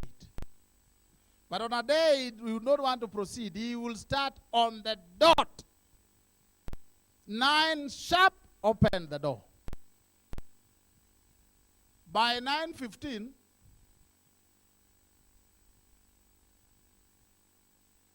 he has finished. And he has either adjourned or him he used to dismiss. Now where would sharp practice come? As a young lawyer, you would move faster when the senior lawyers are still walking across or they're passing, walking to court. Now when you reach before Justice Mojo Lekewa, you can't tell him that I have seen my colleague. When it is called and you are there in time, you say, may it please you, my lord, my name is Ambrose Weda. I appear for the defendant, respondent. And I can't see my senior colleague anywhere. And we are constrained, my lord, to apply that the application be dismissed. And we ask for costs. And you dismiss. Then as you walk out, you meet your senior colleague. He tries to greet you, and you are like, you are arranging your file. You are walking these things. But you make sure that if he enters, you are not within the court precincts, because you can be called back to record a consent that it was just 1 or 2 minutes late. That is sharp practice. Hallelujah. And some of us have been guilty, and we keep on repenting every day. The other aspect, you have seen where when you open your diary, because you want a delay,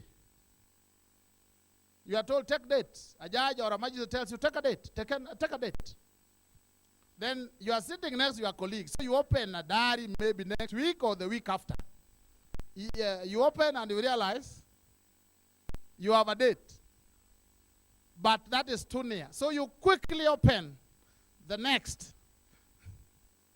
You say, but I've seen I've seen 3rd of July. Say, no. We are not available the whole of July.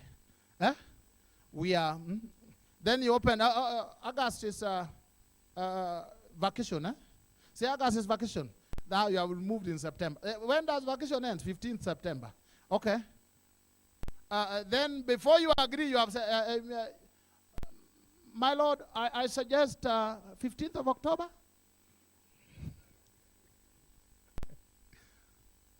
Hello? Yet you know very well that even next week, you have a date. Sharp practice. Very innocent, but taking advantage. The other one, you walk in, somebody tells you, I would like to apply for adjournment. I have this and this and this issue. You look at it, it looks reasonable, but you say, that application, you'll make it. Just make it to the judge. In his usual good nature, you'll make it in a very persuasive manner. Then when you ask, what do you have to say? You say, I leave it to the court, save for costs.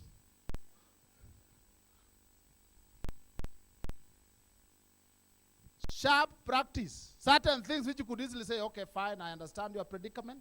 Let's persuade the judge to give us a date, or we take a date in the registry.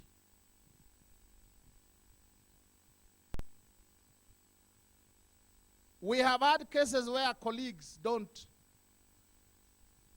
diarize.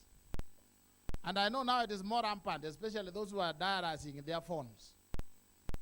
You diarize in the phone, you leave it at Karumaindo, and then the diary is all gone. You can't even photocopy a page. When nowadays of practice, you'd photocopy the page and say, I inadvertently forgot to diarize, and I attached a copy of my diary. And then there was another court decision that inadvertence or mistake of an advocate cannot be visited upon the client. And with the same mouth you say, it was my mistake, and please don't visit it upon this client. And the courts would. You see it very clearly. Your colleague did not diarize. By whatever mistake, you start arguing. Why? Why? Before I was married, I would understand. I would ask the same question. Ladies, forgive me. But after getting married, I would not ask why. See, you know my sister. Because that is the only person who you go to the national function and you are given a medal. You know that? Medal, ile inavalishwa, ile kubwa, order of the man of the beating spear. Now, when you reach home, garbed in it, you wear it, it's a medal. Then she walks to the kitchen and said, what is that you are putting on your neck scaring the children? Sometimes you like joking. So after that, when you are, it's very easy to forget dates. Hello? Very easy. Those mistakes, even if you acceded to them, would not hurt your cause. They end up serving the cause of justice. But we refuse. And as you do so, sharp practice. I know of some, these days I think things are better. We sit in courts. When practice was at the Supreme Court, practice in the High Court, the judges used to sit in chambers. So you wait outside. And there used to be Justice, the late Justice Paul, he was sitting at the corner. Then Justice at the corner somewhere upstairs. And then Justice Alua. So the place used to be crowded. And we would wait very long. As you chat, you talk, you hear basic gossips, rumors, when ladies pass. That's when I heard a lady would pass, and you would greet her and say, you look nice. Oh, I love your dress. Then when she goes, the same people say, look at this woman. How is she dressed? Was very common, very common. You are congratulated, you make the next minute. Now that is not the point. The point was, some clerks would come out and call case number 3. And you are talking to your colleague, I'm talking to her, and we're in the same case. Then she just moves 2 steps, I hear the case is called. I walk in. I say, we are in this case. You say, my lord, I have not seen my colleague. So what do you want? I say, my lord, we apply that you dismiss for non-attendance. And they were very happy to do so. Sharp practice. That was. I have given you several examples. Some of them in use of misleading statements. There are lawyers who are very, very good at trying to communicate with you and say they are not ready to proceed. But that is not the intention. They want to know whether you are ready. If you tell them you are not ready, they say, but now I'd called my client. Yet what they want to know is who will pay the court adjournment fees and who will pay costs. So you say, then you'll apply for it. That is what has brought in the practice. When you say, I'm ready, the court would ask you, show us your witnesses. You say, I'm ready, say, show us. Misleading statement. Denial of oral undertakings. Not the undertakings of conveyancing. That was now at a higher level. At slightly lower level. We deny it almost every day, isn't it? Your colleague,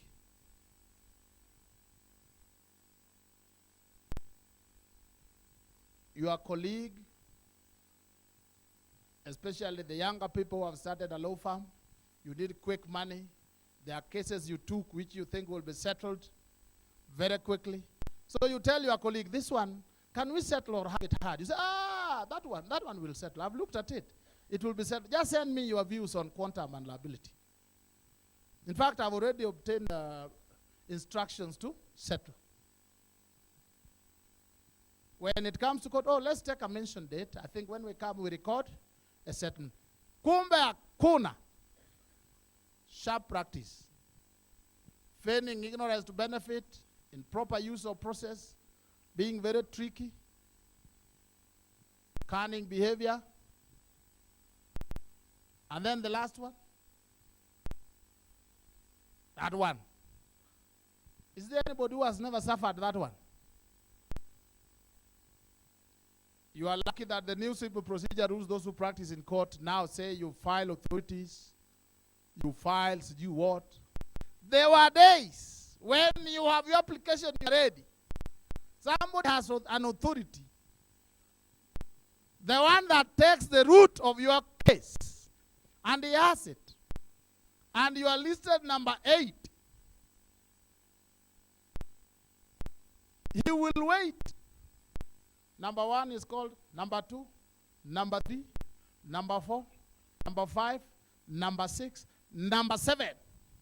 Then he will ask you, do you know the decision in Shah versus Mbogo?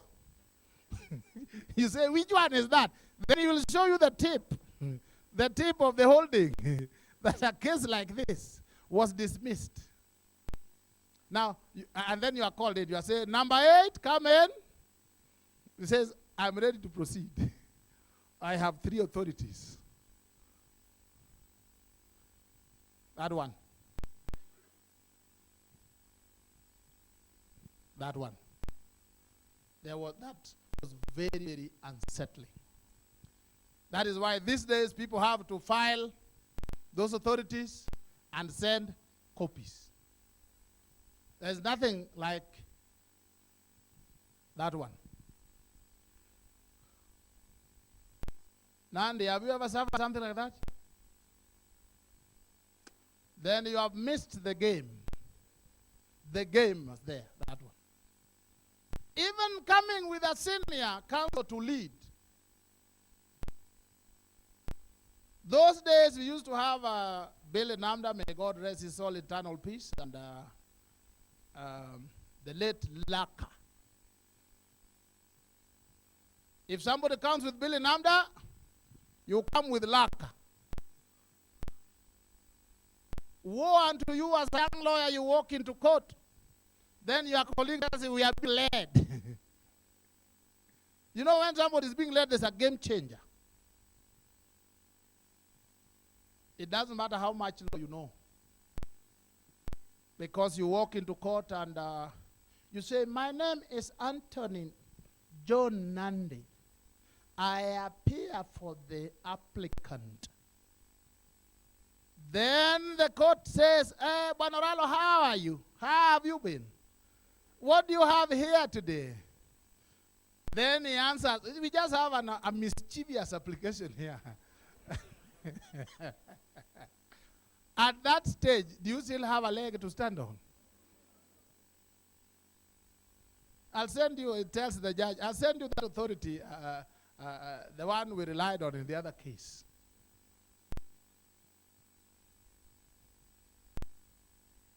Let me give you an example in the political life. Do you know why people hang around big people? Do you know? If I hang around the president, it's not because of the president, but because of you. When you see me and you talk animatedly, even when the president is warning you, you know you will not know I'm being warned. But you will see and say, whether and the president were discussing. Very, very animatedly. And you know when they saw you are nodding, so it's like you agree. But for you, when I want my way, what happens? When you want to print ballot papers, I am in a much better position to talk about it because I may know the big people. In the same way, you hire certain lawyers to lead you. Let's take a living example. We have our big brother there. It's called the who? The Grand Mullah. The Grand who? If somebody hires Grand Mullah, you hire Ojienda. You don't hire Weda. Do you know why? Next time, go and find out. Those are the decisions that are made when you are hiring leading counsel. It is for the sake of the mind. Non-disclosure is the basis upon which sharp practice becomes an offense.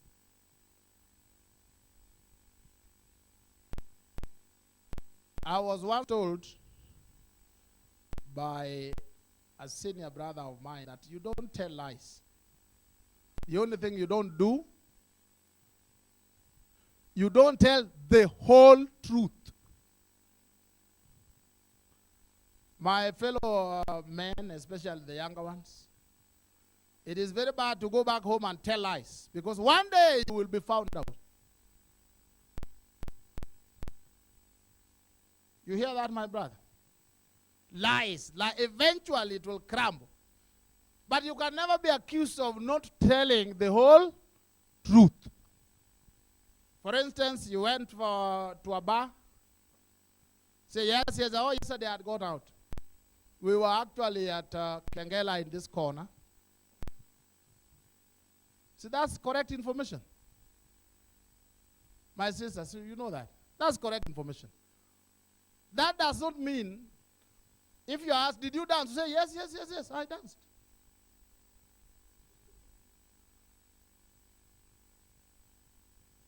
But you don't go there and say, yes, oh, we were in Kitengela, let me, sorry, my dear, I must be very sorry. When I was there, you know, this lady came and sat on our table, and then the whole truth. So non-disclosure includes not disclosing at all, which this entitles you to any equitable remedy. Number 2, disclosing part. In law, again, this entitles you. Number 3 is misleading. Now, why have I put this case? How many have read these cases? The Patney cases? How many of you know Grand Agency? Hotel? You don't? Laiko Regency? Now, these hotels were developed by Paul. Currently, Paul, he used to be called Mokinlal somebody Patney. Patney was the architect of the Golden Bag, the one that brought in many issues. So Patney developed these hotels. The central bank went after him. So each time he would go to court, either get injunction here, another day he has not got an injunction there, almost same cases. Then one day in one of the cases, the court said material non-disclosure disentitles you to the injunctive reliefs. That is why we now have, when you file a plaint, you file a supporting affidavit. That was given rise by the Patney cases. And it is mainly to say what I've said in this plaint is true. Still, because we have very brilliant lawyers like you and my senior Uma, they still went round. So again, the law was developed saying you now have to put in the statements. Are we hearing this? All this comes on the basis of non-disclosure, which essentially is sharp practice.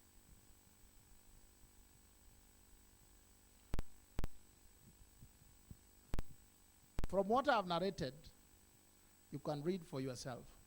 The general guiding offenses we have that would lead to punishment, number 1 is called conduct unbecoming.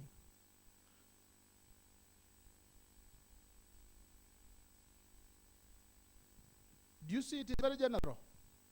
In fact, the way it is, even if you are dancing malu malu somewhere so much, in a way that people say, is this a lawyer? You can be punished for conduct unbecoming. It is there in the Advocates Act. Then we have disgraceful conduct. Conduct that is bringing shame to you and to the profession. Does that include failing to pay for maintenance for children? Kukosa kulipia kama baba abi amechelewa, inaweza kuwa maneno kama ni yeye ni wakili. That includes you. What about your debts? Yes. Your professional obligations. Number 1, disclosure. Number 2, courtesy. I want you to get the correct definition of courtesy. Extending assistance that a party is not entitled to.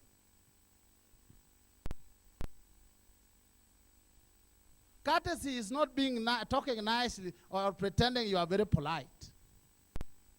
Oh, yeah, it's okay. Please, oh, thank you. That's not courtesy.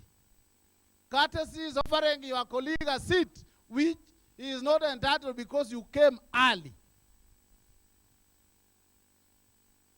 Allowing a lady to pass when you are in front assisting a younger colleague to learn when they have made mistakes and you can easily crush them. You have seen sometimes some cross-examination. You either choose to crush or you say he's still learning. Allow. Right now, do you understand that? That's what courtesy is. You don't tell them, no. In our profession, we don't do this. This is not allowed. How many of us in that definition are courteous? That is a question you answer in your own house. Courtesy.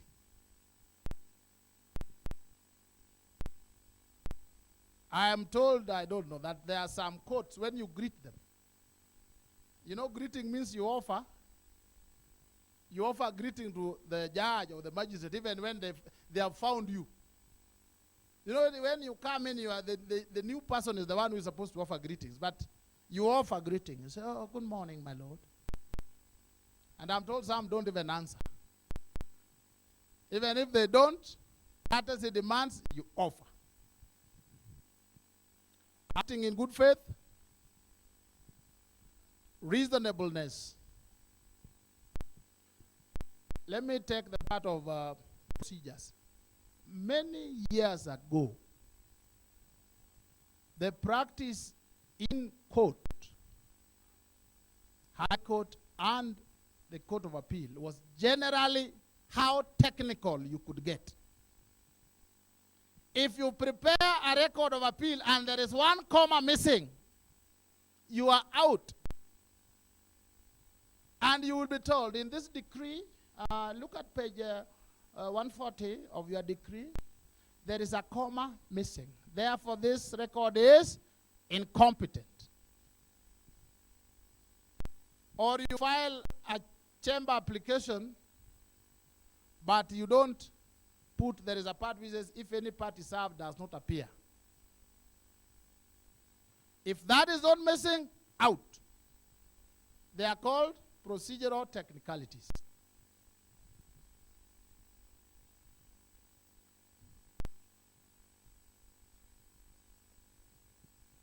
I want you, when you go home, to read about lawyer Nick Friedman. Nick Friedman practices in Manchester, high-standing lawyer. Juu kabisa. His clients, you can count on people like Sir Alex Ferguson, David Beckham, and many people. This fellow specializes in motoring law. What you hear call traffic cases. There, any small offense, if you are convicted, a point is recorded in your driving license, you are suspended from driving, and many things. So they take it very, very, very seriously. And this man is a specialist. Now, he has been given the name Loophole, and he has done a book also, The Art of Loophole. Technicalities. So one time he represented a fellow. The details you read in the internet, you Google that name, you will find it. This fellow called Ali was given a ticket.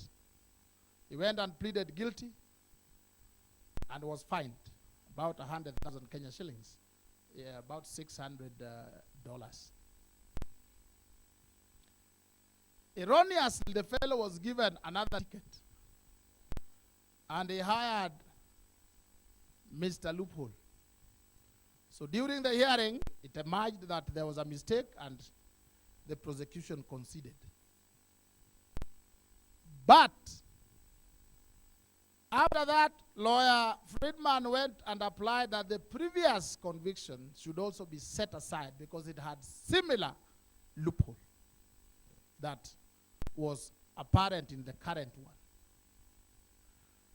Now, Sir Thomas John Thomas, president of the Queen's Bench Division, we are heading there.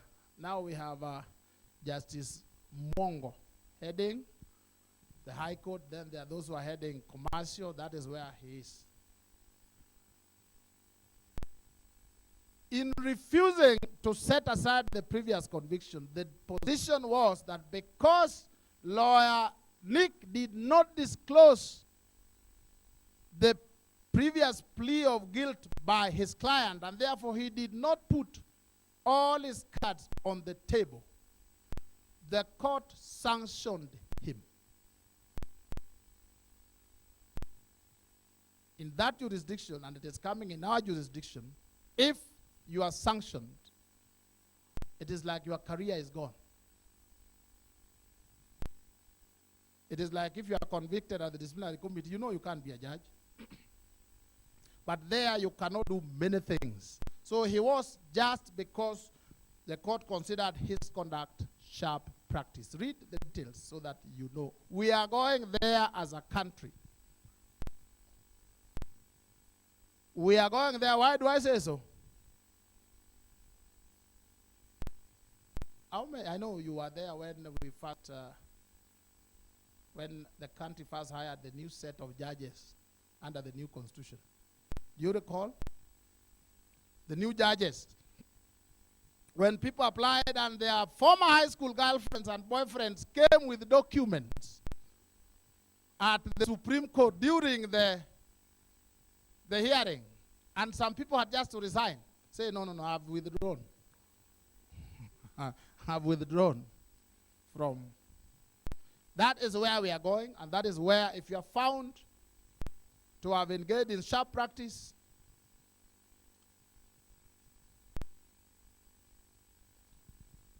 sharp practice is rampant. We are both a victim, but mainly practitioner. My experience is this.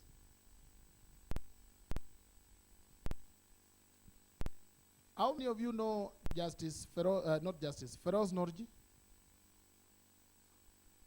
Yes. Yani many of you don't know Feroz Norji, so who do you know? You only know Weda. Now, there were, how many of you know Gitobu Imanyara? Yes. Now, there were days when His Excellency the second President, Moi was Moi. Moi was Moi. These are the presidents, especially Kibaki or even Uhuru, those who are not Moi. When Moi was Moi, unacheza na unakanyagwa. Unaruka na unajua Moi ni Mo. And we used to have detention laws and sedition laws. And Gitobu Manyara was doing a paper called Nairobi Law Monthly. The only thing law about it was the name Law Monthly. Inside was raw politics. And politics is only politics if you attacked Moi. And it was not attack, it was telling our president the truth.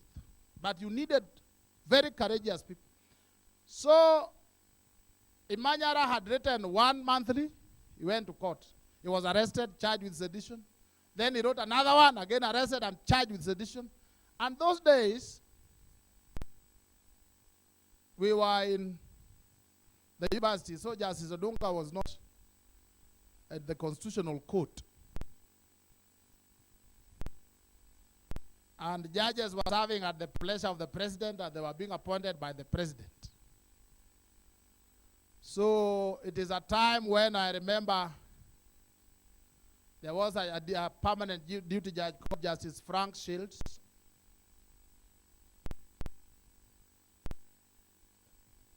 Who ruled, if you wanted to enforce your fundamental rights, the Constitution required that the Chief Justice would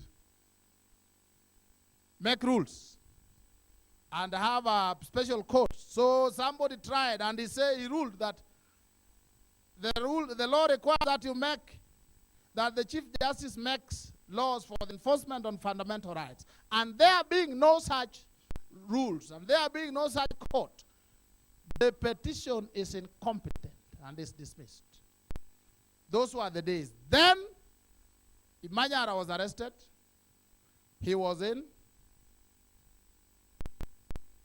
You see some of the freedom lawyers we see today, the ones now that are talking about freedom. Now, they were on Moi's side. Most of them.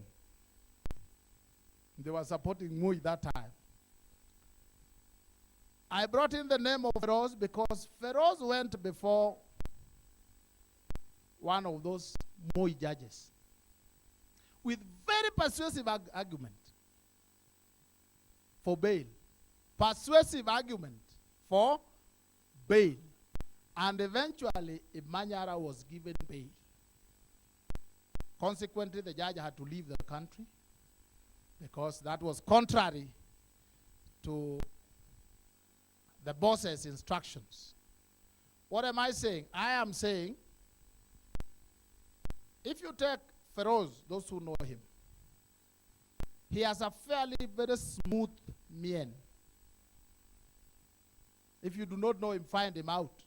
If you read the ideal lawyer I have written, is one of the most persuasive lawyers I've known in Africa.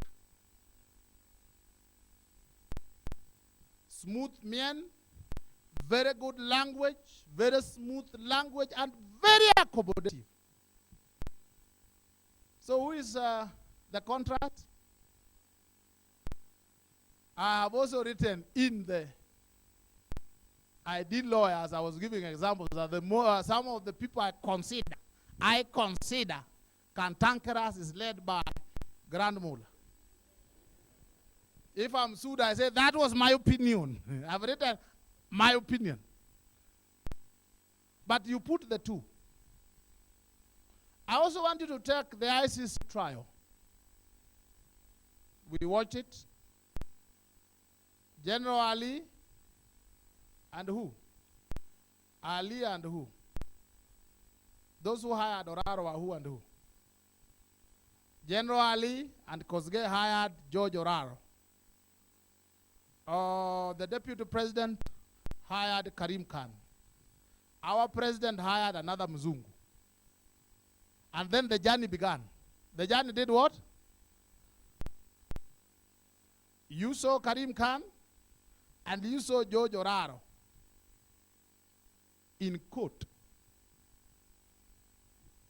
The marked difference was that George Oraro was very polite, a very easy man, and therefore looking very harmless. Yet he was representing a client who was in charge of the police. Police. Karim Khan was representing the deputy president and had a man of war. A man of war. So when Oraro told the court, you see this guy, he didn't even have any idea about the post-election violence. He was just in his office, in the office. He didn't know much.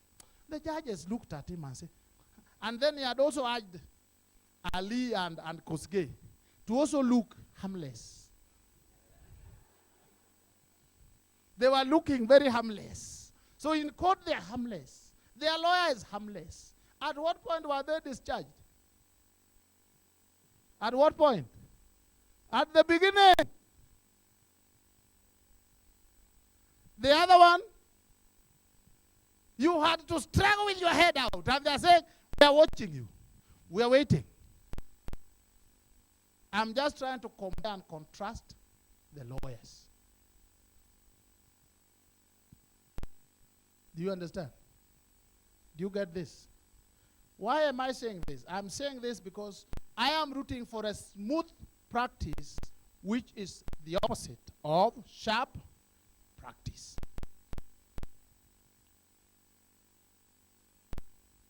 It will not stop you from having your victory. In fact, it will enhance your victory.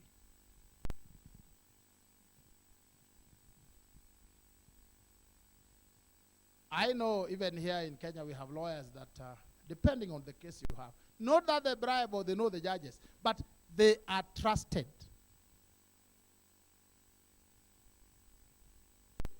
Why are they trusted? Because they don't tell lies, even if they don't tell the whole truth.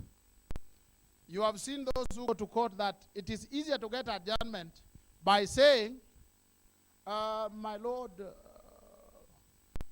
last evening, as I was preparing for this case, I thought we'd proceed.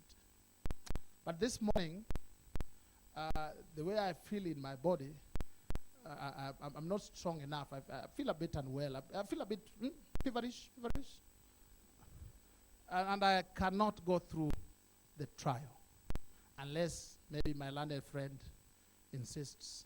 Then I have to struggle on. How many have tried that?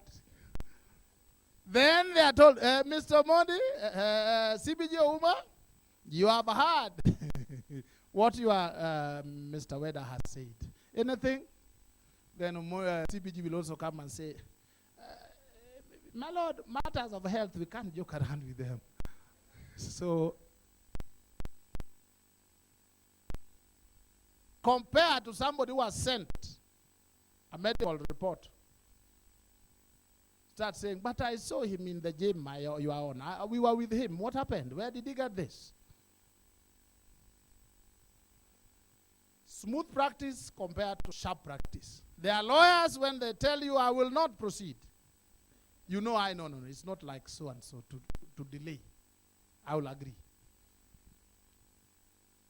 On this, I'm saying, therefore, you build reputation. You build it. You are not born with it. You don't have it. You build it. Somebody has paid you 5,000 shillings, but when it comes, I want a refund. Want a refund. Telling us that. Can't. As you develop your reputation, know that you belong to a profession. And we are here. I have now been here for the last 23 years.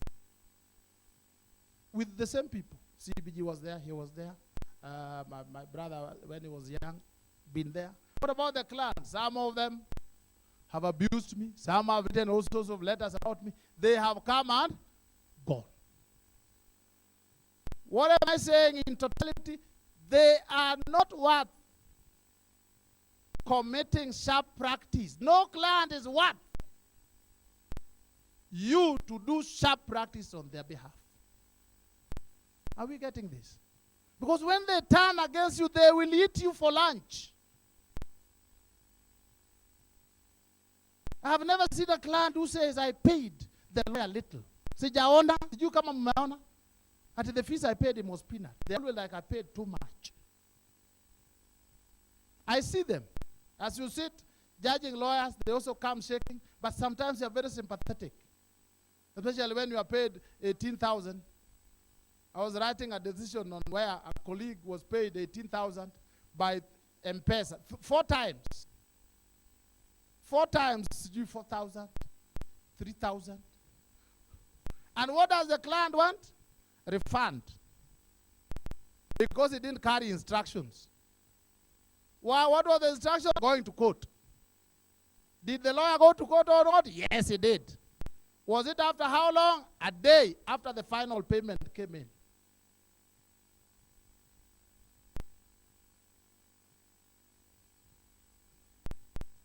I saw the lawyer when he came in. You can see that somebody has been emotionally beaten. Over 18,000. Alfu 18.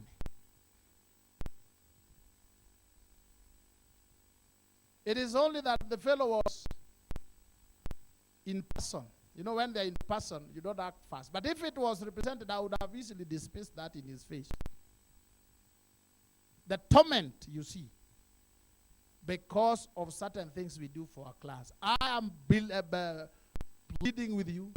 It is not worth it. Doing all these lies for the sake of all these clients. And the less the fees you are paid, the higher the likelihood that you will be taken to the disciplinary tribunal. Do you know that? I have seen fees legal fees less than 30,000 coming below. You are always at the risk. Clients who pay a lot of money, they always come and say, one, I want my documents. Give me my documents. Hata kama pesa wachana naye. The ones who are paid 10,000 by M-Pesa, Hey, jameni. And they attend the tribunal religiously. And they sit throughout. They come at 9, and even if you are ending at 3, they are there. Hello? Let it be if you are coming to the tribunal, it is not overstep practice that you are undertaking on the basis of those clients I've talked about. Having said all that, thank you all, and God bless you big. Thank you.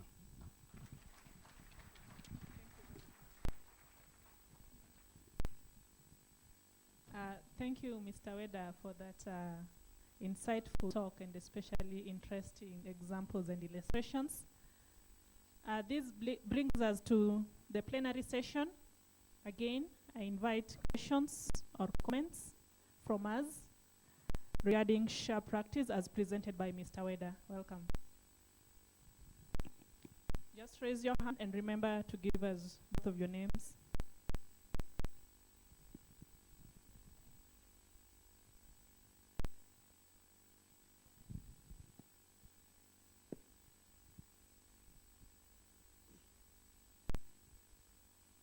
My name again is Chason Maranga. Mine is actually not even a question, but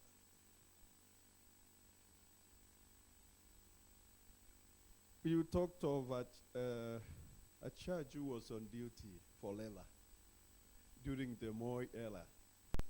Maybe I'm getting the facts wrong. We need to find out. Was he Justice Shields or Dagdale? It must be Dagdale. So, because all I know is that Shields was a good one, and every time he was on duty, there was put in place a charge in the Court of Appeal to reverse his decisions always. So let that man rest wherever he is. He was a good judge, but there was this Dagdale. Now, there is this practice which I have a problem with. I don't know whether it can be sharp practice. At times, clients walk to offices and they want agreements, just an agreement. And they come to you, they want an agreement, maybe it's 10 million. And what they want to pay you is 3,000. Because your neighbor next, that's what is charging. Is that sharp practice all? What should be the way? We are doing an agreement. The clients have been made by fellow advocates to believe that to do any form of agreement is 3,000, 2,000. And they run away, say, no, let me go to so and so. I know it is undercutting, but is it still sharp practice? Thank you, Mr. Arena. Any other question?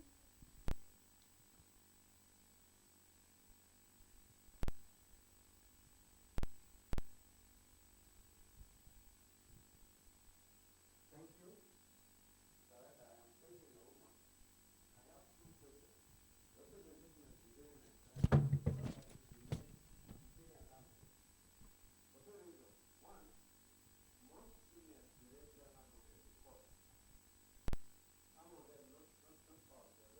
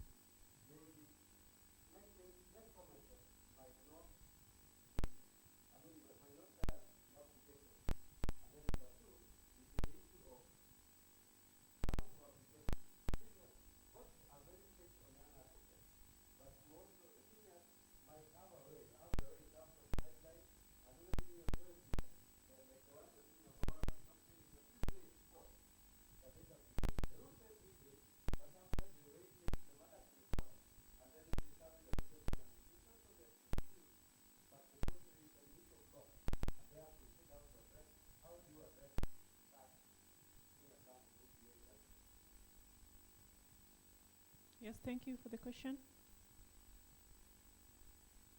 Any other person?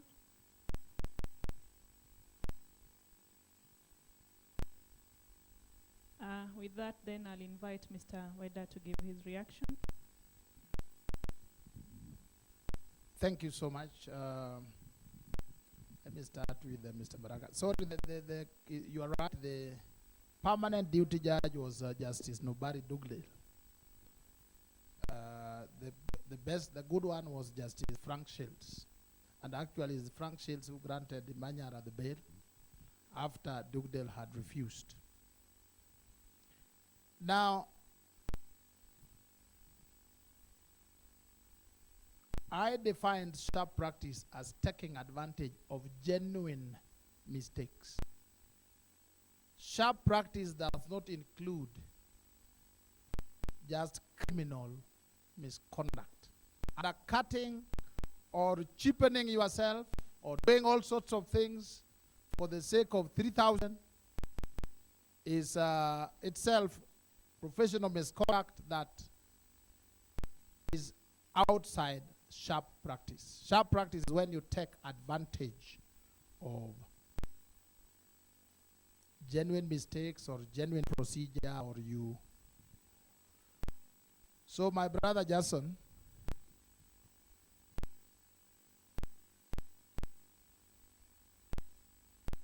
when somebody charges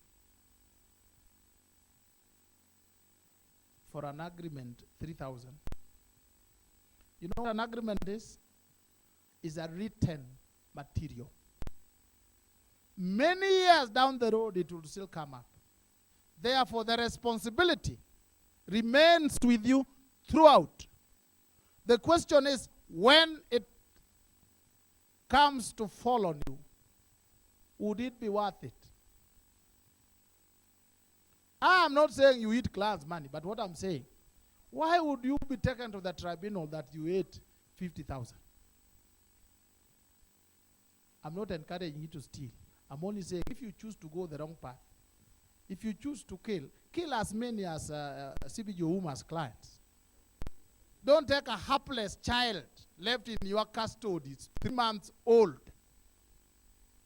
Then you smother that one, then you say, I've killed. Come to it and kill, and they'll be in the newspapers. But you also run the risk that you may end up dying yourself before you kill him. I'm saying this will illustrate the fact that there are certain forms of undercutting that borders on sickness. And I have a standard answer. If you came to me and told me that so-and-so is charging this, I will tell you, why didn't you go there? If you have come to me, you have taken a leap of faith. A leap of? When if you are not charging people doing agreement 10 million, see you, hey, you are doing agreement 10 million. I will squeeze money out of there. Are we clear? Now I have Kevin Ouma, my brother. I want you to get this also very clear. Every lawyer that I hear is called senior. Somebody who is senior to you is called senior. It is only in the legal profession, I think, where seniority is reckoned on the basis of age. How long? When were you admitted? I was admitted in 1976.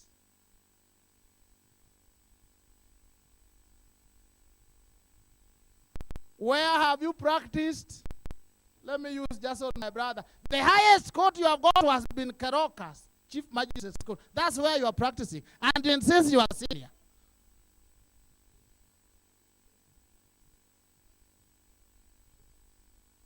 Those are the kind of seniors that when you meet them, they harass the young ones.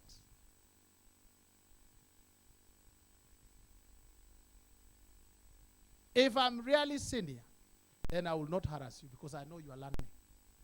You know the mistakes that I see many senior young lawyers make these days? I made worse. worse. You people are better.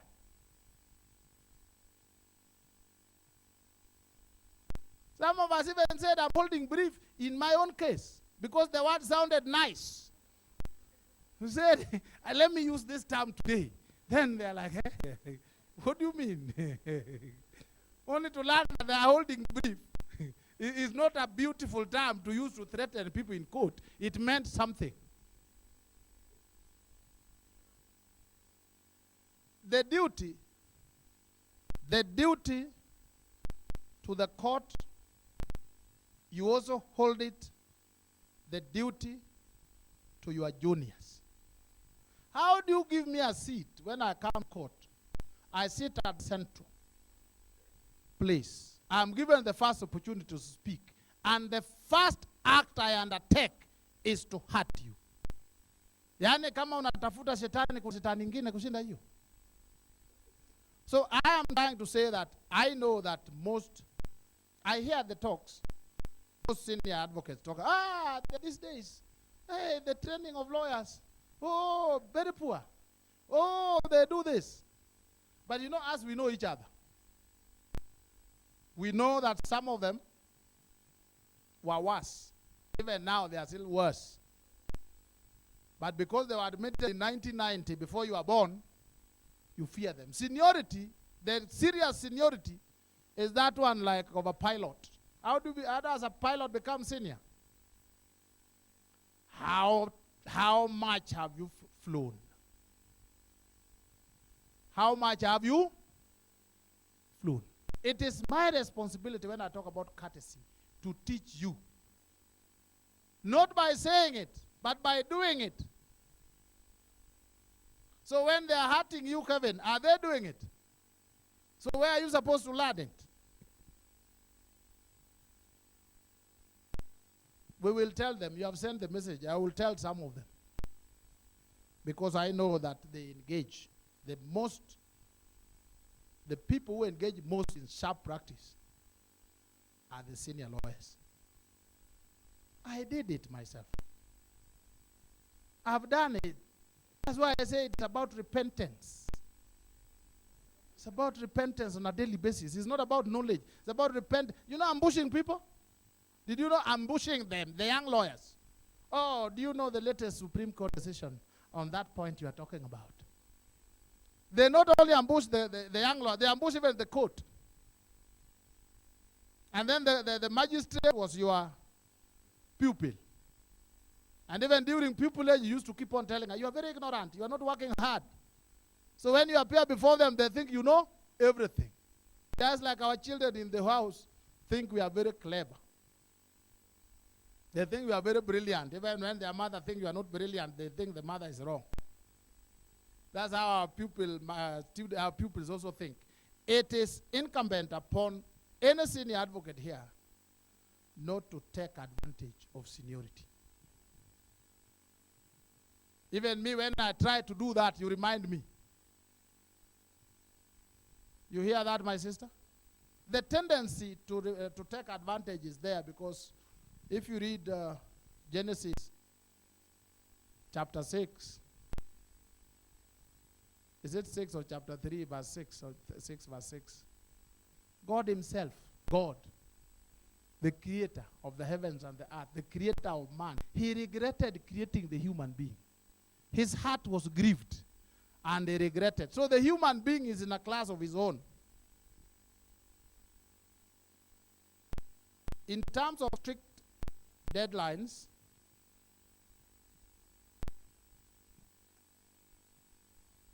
again, it is easier. I know there is a very senior lawyer who has several issues at the disciplinary tribunal. Is fairly senior, very senior, in terms of years and even industry. So whenever he comes, we convict him, but you keep on going around. Nobody wants to strike him off. Nobody wants to do what. We are just like, please, please. Do you understand? Also, as young people understand, there are things which come with age. There are things you'll get away with because of age. Some of the judges, the powerful judges, you see, they were my classmates. So when we are with you, I will sit in such a way that he calls me by name. Not because I want to hear my name, but to intimidate you. When you hear the judge saying, Mr. Weda, how are you? Good morning. You don't feel intimidated? How can my classmate refuse me an adjournment?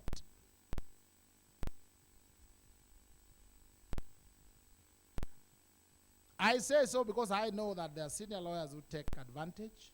But as a young lawyer, you need to have this reality and determine how you go around it.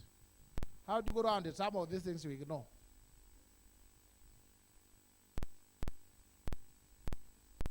I will give you an example. When in 1995, I was given an assignment to appear in the Court of Appeal. Immediately after admission, I was admitted in February.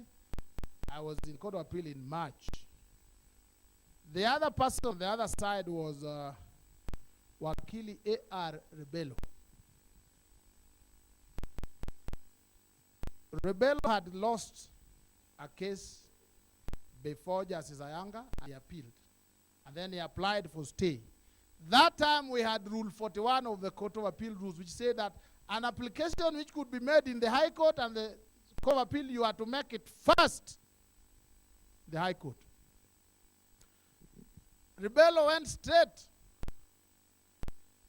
to the Court of Appeal. And I was responding. When I went, I remember it was Justice Omolo, Justice Gicheru, and the late Justice Gashui.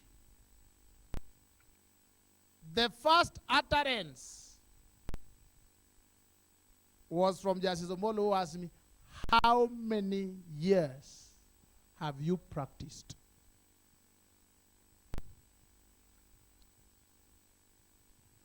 And as young as I was, I just looked at it like a fellow who is trying to bring me down. And I used to be hot-blooded those days.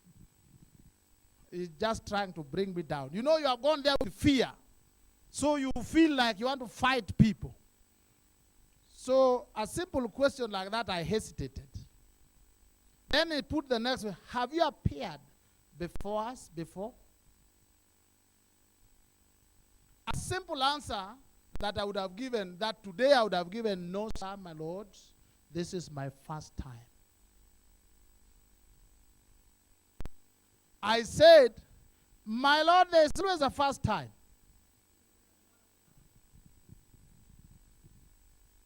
Today I would have said, no, my lord, it's my privilege to appear today, the first time. But you heard my answer? There is always a first time. Then the third question was, are you resisting this application? And you know, like you think they had arranged it. Today I would have said, Lord, oh, yes, we have filed a replying affidavit, and we would just like to make a point in this area only, if you could see. My answer was, of course. Of course. That's why we are here.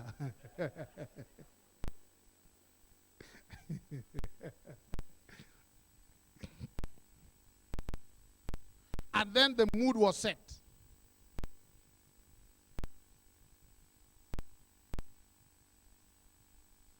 How was it set? The judgment had been given against one company. We had applied to amend the title of the judgment and put somebody else. And the judge had allowed it. Because that somebody else was related to the other one. Which now I know was wrong. But at that time I thought it was normal. So then the third thing, the judge said, okay, proceed. He is not allowing the applicant to argue. It is like there's nothing to argue. Let me argue my opposition. And you see, that time, now I've already boiled. So you come and say, my lords, Mr. Rebello here. Now I've learned. I would not have said Rebello here. I would say my learned senior has. I said one or two statements and we started fighting.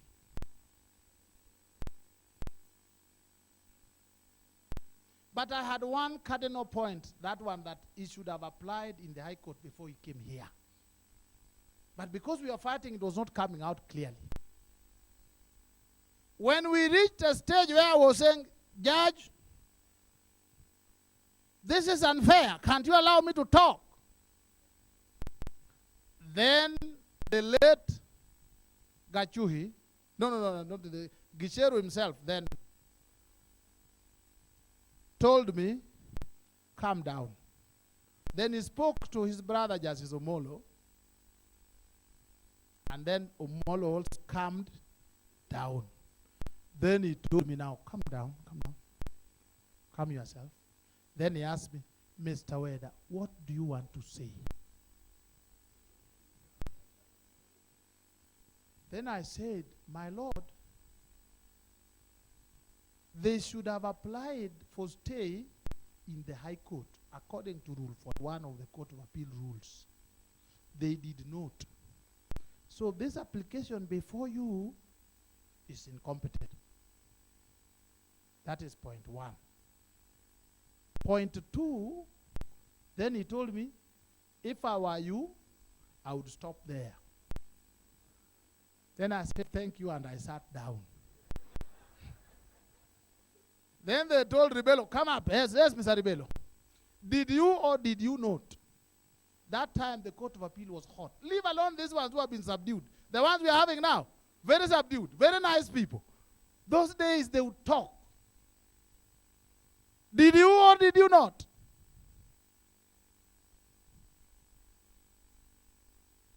Rebello did not. He considered he had not, but tried to argue.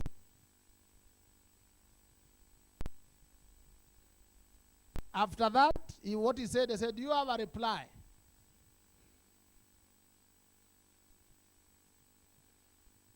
Remember, the judges had given the impression that they know their rules.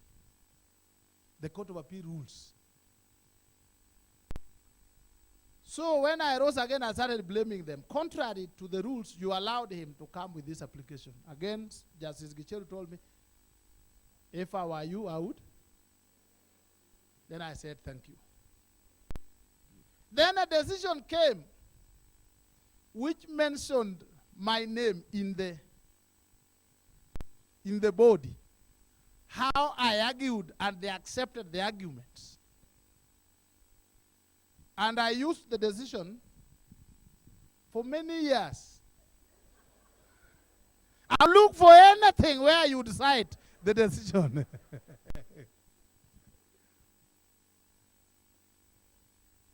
The single lawyers who are male, it was such a decision that if you are trying to katia your colleague, and only you exist, only you don't matter, then you get people close to her, and you design a way of how she can read that page of the decision, just to see how great you are. What am I trying to illustrate? That there are certain times when it is you to decide how to deal with some of these seniors. Some seniors are ruthless when it comes to having their way. But when I meet them, I will still tell them. Also, when I do it, you also is under duty to tell me. We thank God that we have Facebook. Although I know there are quite a number of seniors who are not on Facebook. They pretend that it is not. But Facebook is good because like everybody is equal. So if I talk nicely here, you will put on my page or your page or whatever. You say, today Mr. Weda was teaching us about sharp practices, professional, whatever. But one day, himself, he did 1, 2, 3. Even if I quarrel, sinimeju, it's like telling the stone you have had. So some of us I know are not very senior in their actions. If you take lawyers like Firoz, even in their actions, they're very senior. I also look forward to a day when, by virtue of age and seniority, lawyers will not practice in certain courts. Difficult, but it will come. Just imagine George Oraro in RM's court in Milimani. The advocate, who is the magistrate, it is the mother who was Oraro's pupil mother. Do you have a chance? And the way they talk, it is, this is the law. What I'm giving you is the law. So lawyers who know they have their limits, self-imposed limits. Others take advantage, not only of the courts and of yourself.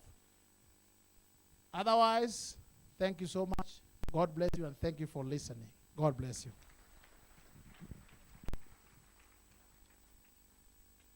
Thank you, Mr. Weda, once again for the reactions. Before we come to the close of today's session, allow me to invite back Mr. Odongo just for a minute or two to clarify on a question that had been asked on the statistics regarding professional undertaking cases.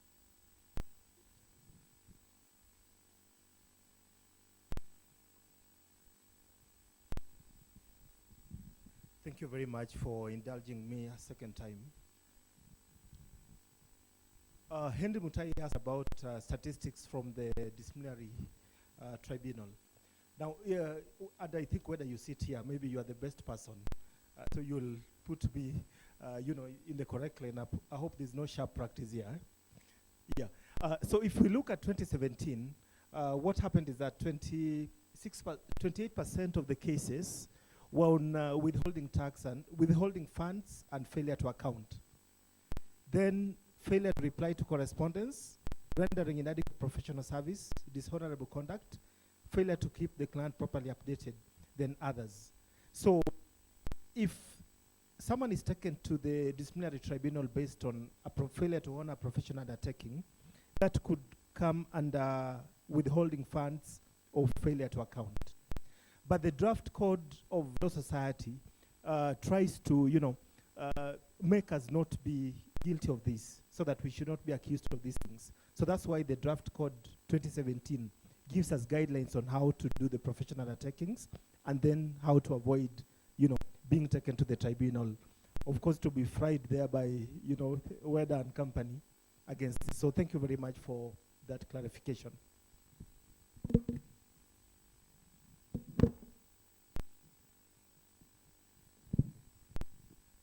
Once again, colleagues, I'd like to take this opportunity on behalf of the CPD committee to thank you for having come today and participated with us. Allow me to extend special thanks to our speakers, Mr. Collins Odongo, Mr. Charles Ouma, and Mr. Ambrose Weda. Please, let's put our hands together for them. And also, this seminar will not have been successful without our presence. Let's put our hands together for ourselves.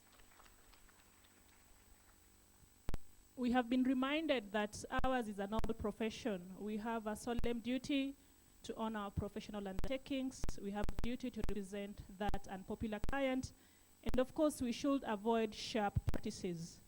Allow me to end with a quote that a lawyer's responsibilities as a representative of clients, as an officer of the legal system, and as a public citizen are usually harmonious responsibilities.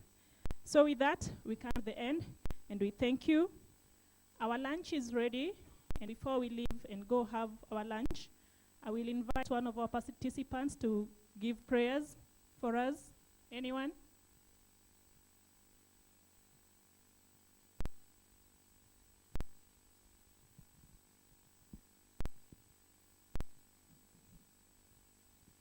Thank you. I'll ask us to stand as we pray.